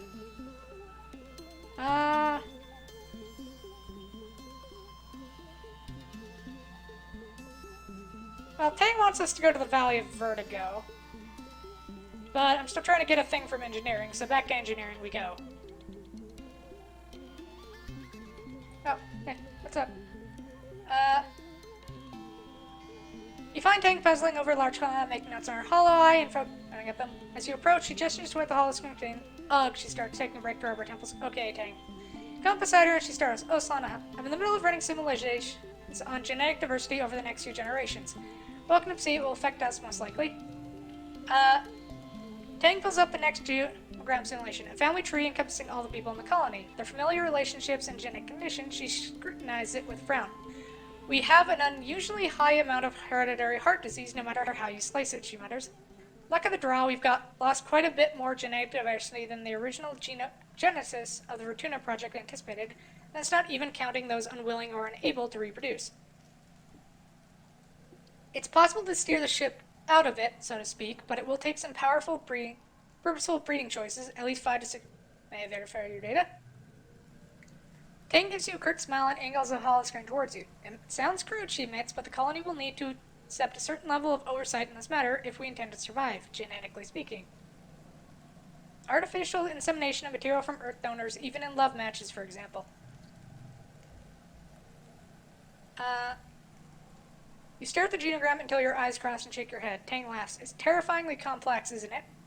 Imagine this process happens all the time naturally. Why, any sweating beast can squirt a child into the dirt.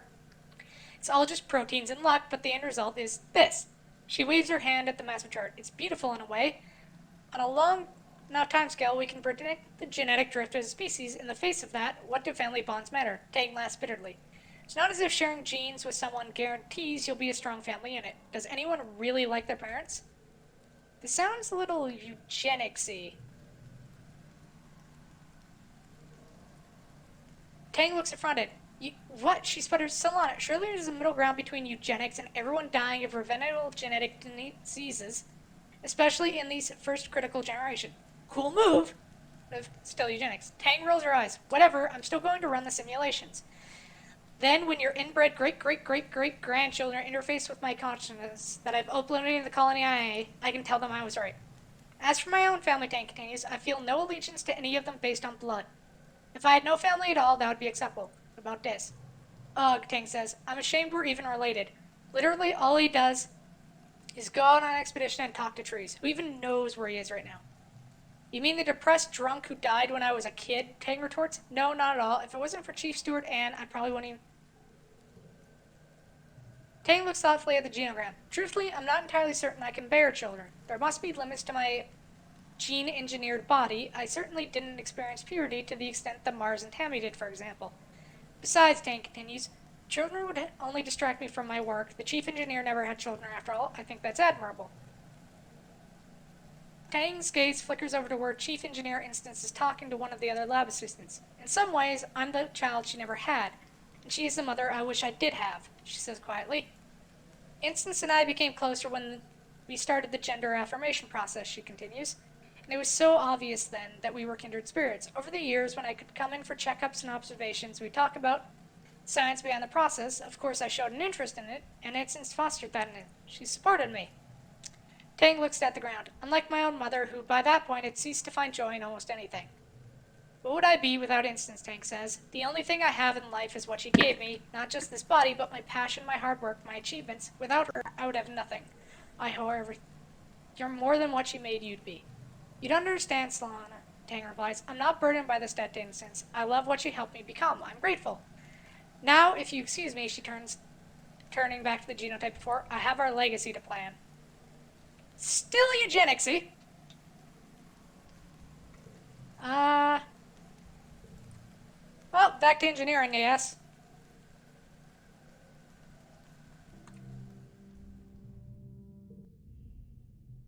Oh, wait, wrong. We clicked the wrong thing. Quick autosave.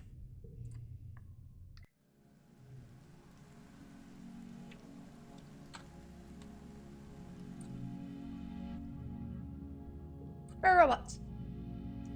Security chief, has brought one of the sentry turrets for repair. The damn things are jammed again, he exclaims exasperated. They turn on, but instead of firing, they just make this loud buzzing noise. He flicks the turret on and the room's filled with a high-pitched clunking squeal. You wince and cover your ears. It's annoying, but it's not very effective, he shouts over the din. Can you make them kill things again? With bullets, not with noise? I can. We need to defend the colony. Working on the turrets is a bit of trial and error, but you figure it out. You fix the jammed one, grease the rest, and adjust their programming so they don't shoot quite so fast.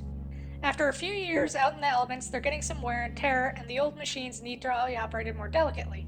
You suggest that Rhett reposition some crews to build shelters for the turrets. Rhett is impressed by your handiwork and transfers you a few extra kudos. +6 if this has the highest value. Let's put it there.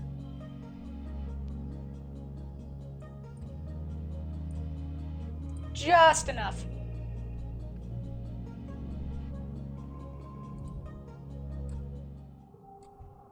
Well, that takes us to Glow. And no events happen in Glow other than the attack in any of the buildings, so we should focus on skill building.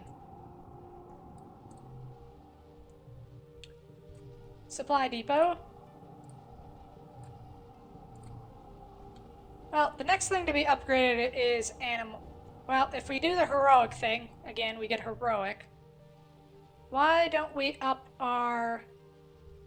Oh, we're almost over the threshold on creativity, so why don't we go do that?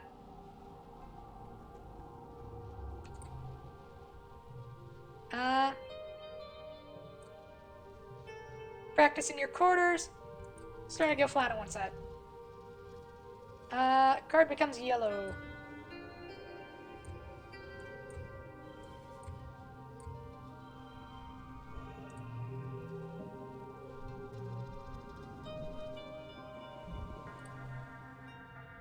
Lying in bed, staring at the wormhole through your window when you hear the deep thump resonate through the ground.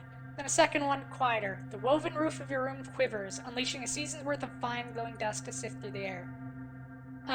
Through the open window, you hear voices sounding the alarm. The annual offensive here and leading the charge are two massive faceless. You grab a plasma rifle and report to the front, where a line of soldiers has taken up arms and is waiting for orders. The colony prepares to defend itself against the two building-scale faceless, as well as a teeming swarm of smaller Xenos that see towards you. Hold steady, orders Security Chief Rhett. Keep the line. No! The asshole Governor Lum yells, running out from the front of the gates to the front of the defensive line. He elbows Rhett out of the way and waves his arm wildly. Bring them closer! Draw them in! Rhett stops himself from shoving them back, but just barely, you can tell. Are you serious? He retorts. We can't let them any further into the colony. We're going to fight them on our territory, Lum cries, raising his plasma rifle over his head with one hand. We have the walls, let's use them. We'll let them come inside and pick them off one by one. We can't pick off a faceless, Rhett sputters from the sidelines. Lum smiles maniacally, and you can see the gleam of his teeth from here. I have a plan, he roars, just follow my lead. And with that, he turns and begins to run towards the approaching animals, roaring taunts and firing wildly into the fray to draw them close. At a loss, Rhett motions you all fall back and let the animals approach. The area just inside the gates becomes a swirling melee with smaller Xenos and plasma rifle fire, the two faceless lumbering slowly behind. Try to stay out of the way. Do.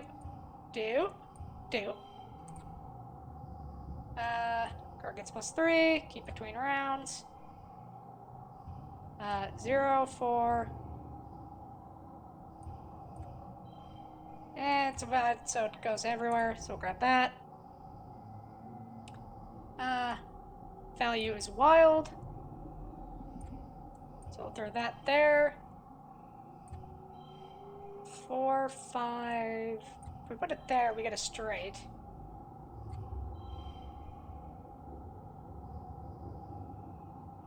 And it's technically the highest level card, so throw it there. And we win! Not exactly a professional soldier, but you manage to hold your own against the Xenos, even though you still scream and retreat when something gets too close. You don't injure any humans with your plasma rifle, at least. Out of the artillery smoke, yep, he does this cool thing where he runs in and detonates the two of them.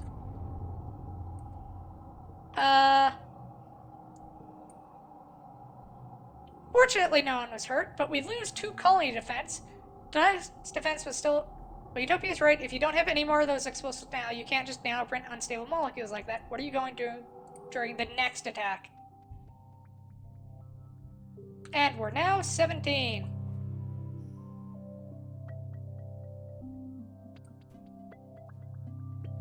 So everyone aged up. This is our appearance. Can we change our appearance at, Oh yeah, you can. So long hair for feminine. Masculine is really short hair. That's kind of the only change. So keep the androgynous appearance. But everybody's grown up. Hey, Tammy.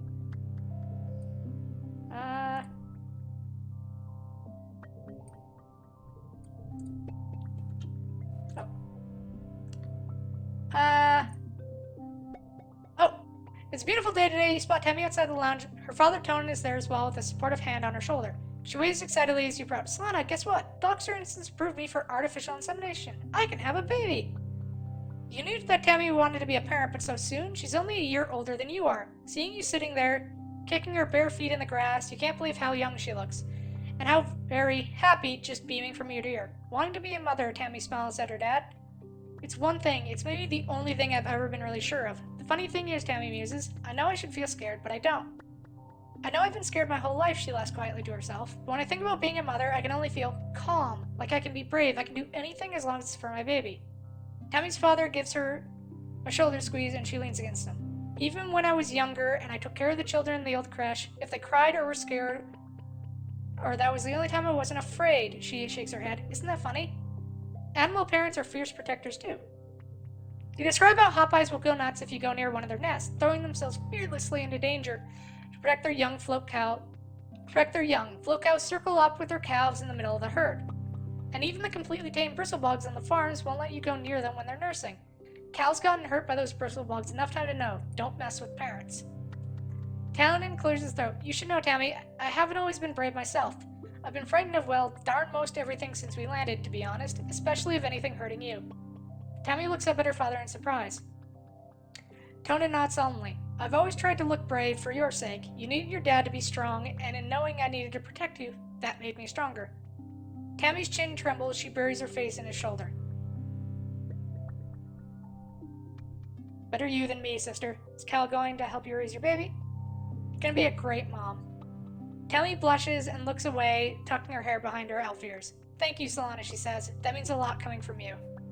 Aww. Hey, Nomi. Where you don't really find Rex and Nomi playing together, you find only Rex. You ask him where Nomi is, and he shrugs. Sorry, I don't know. They mentioned they were kinda under the weather. They're probably loving their Legends of Avamar character. You could try messaging them on their holopalm. You thank Wretch and go back to your room. You get comfortable in your bed and load up Nami's private Legends of Avamar server.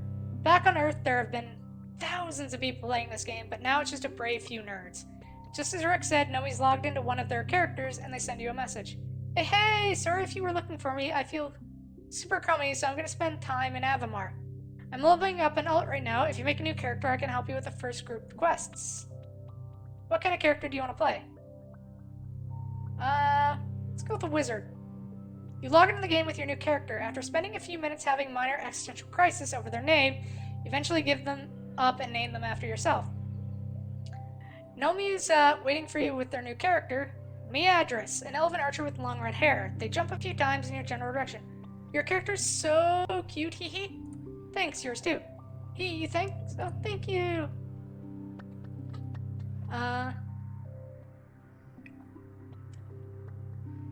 You do the first few quests with Nomi. Their character is a little more powerful than yours, so there's a lot of time to chat. Nomi keeps up a running banter about your adventures, typing as if they're speaking for their character.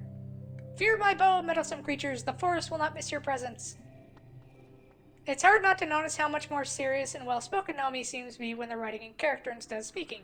You didn't know you had it in them. You didn't know you had it in them. I think that's another typo. Do you play along? Forsooth, I do.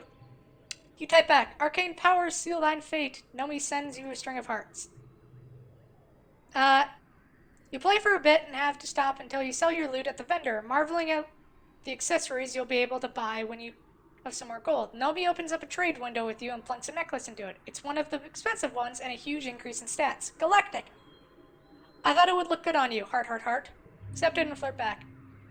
You type back, I shall wear it into battle and think of you, my star. Nomi replies with a heart. You and Nomi battle your way through a Null encampment and stand face to face with the big bad, Graz Magepelt. Nomi readies their bow. Heroes, we are called to battle. Do. Oh. Actually, do.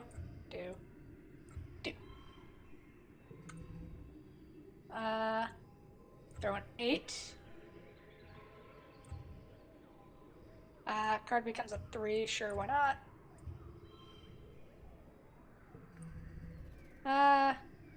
Card becomes a 3.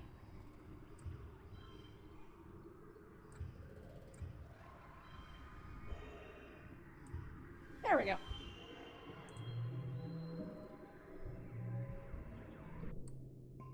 Stand victorious over Graz Magepelt. When you click out of the loot window, you receive a message waiting from Nomi. Our bond is greater than any evil that may befall this land. The power of true love conquers all. Nomi sends you a kissing emoji, then a string of question marks. Yay! Oh my god, I'm happy you get it, LMAO. You wait a few minutes while Nomi composes their message finally sent to you. Midge's tree whisper turns and embraces Solana in their strong arms. My love, they say. By your side I would hazard any foe. Nothing frightens me more than the prospect of a life without you. The fiery red-haired archer bends to press their lips to Solana's, sealing their love with a kiss. You log out of the game and chat window.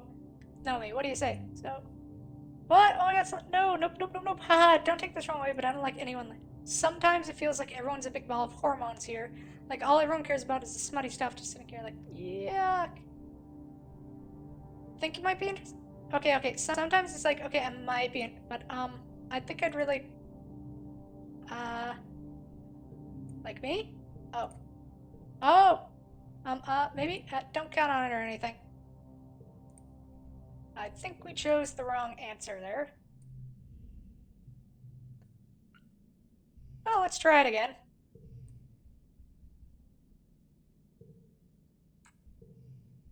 See what the other answers are. Since we're aiming for. And I don't feel too pressured since we don't have anyone sitting here watching, really.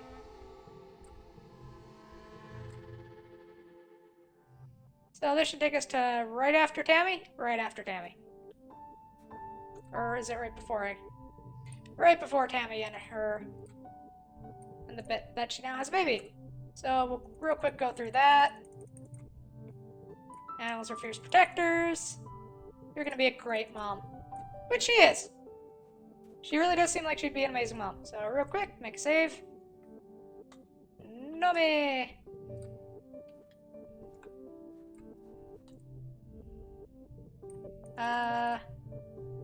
Make a wizard. Thanks, you look cute too. Forsooth I do. Accept and flirt back. Battle. Do the combat challenge again. +6 if it has the highest value, which it does. Throw everything in there. Do that.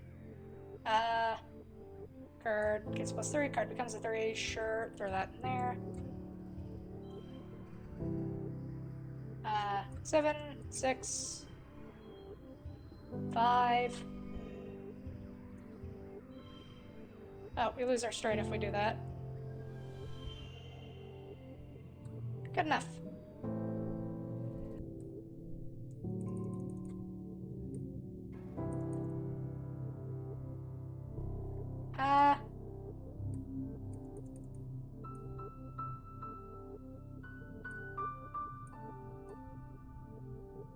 Correct?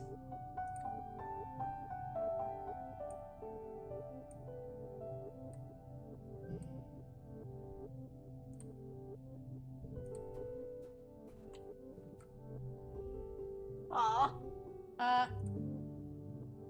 Rex throws his head back so loud.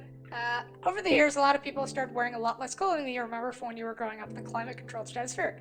Definitely a lot less than the holovids brought from Earth. Rex is really acclimated for Tuna's hot, sultry weather. Rex throws his head back loud and echoes the courtyard. Oh, he howls. Oh. You both giggle and then lock eyes for a few moments that feel like Lara wants. Eventually, Rex fixes you with a fangy smile and scratches the back of his head. It does nice things to this whole chest, shoulder, bicep situation. So you like what you see, huh? He leans in and whispers, sure, me too, he whispers, then winks at you. And hug Rex. And give him his stick.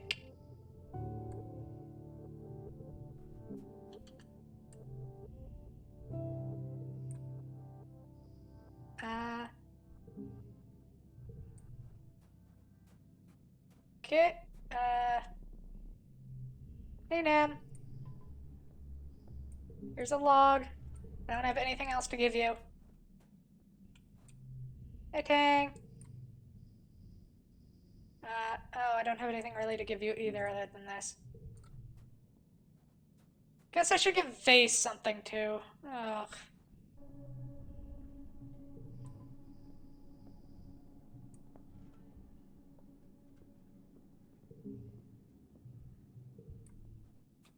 Ugh. So you feel grimy every single time. Flower. Well, I do have to go out exploring, so. No, I think we will leave off a little early this week, though. All this talk about cake is actually making me hungry. So, I think we'll leave off for this week. Or, well, at least this game for this week. So we will save up. I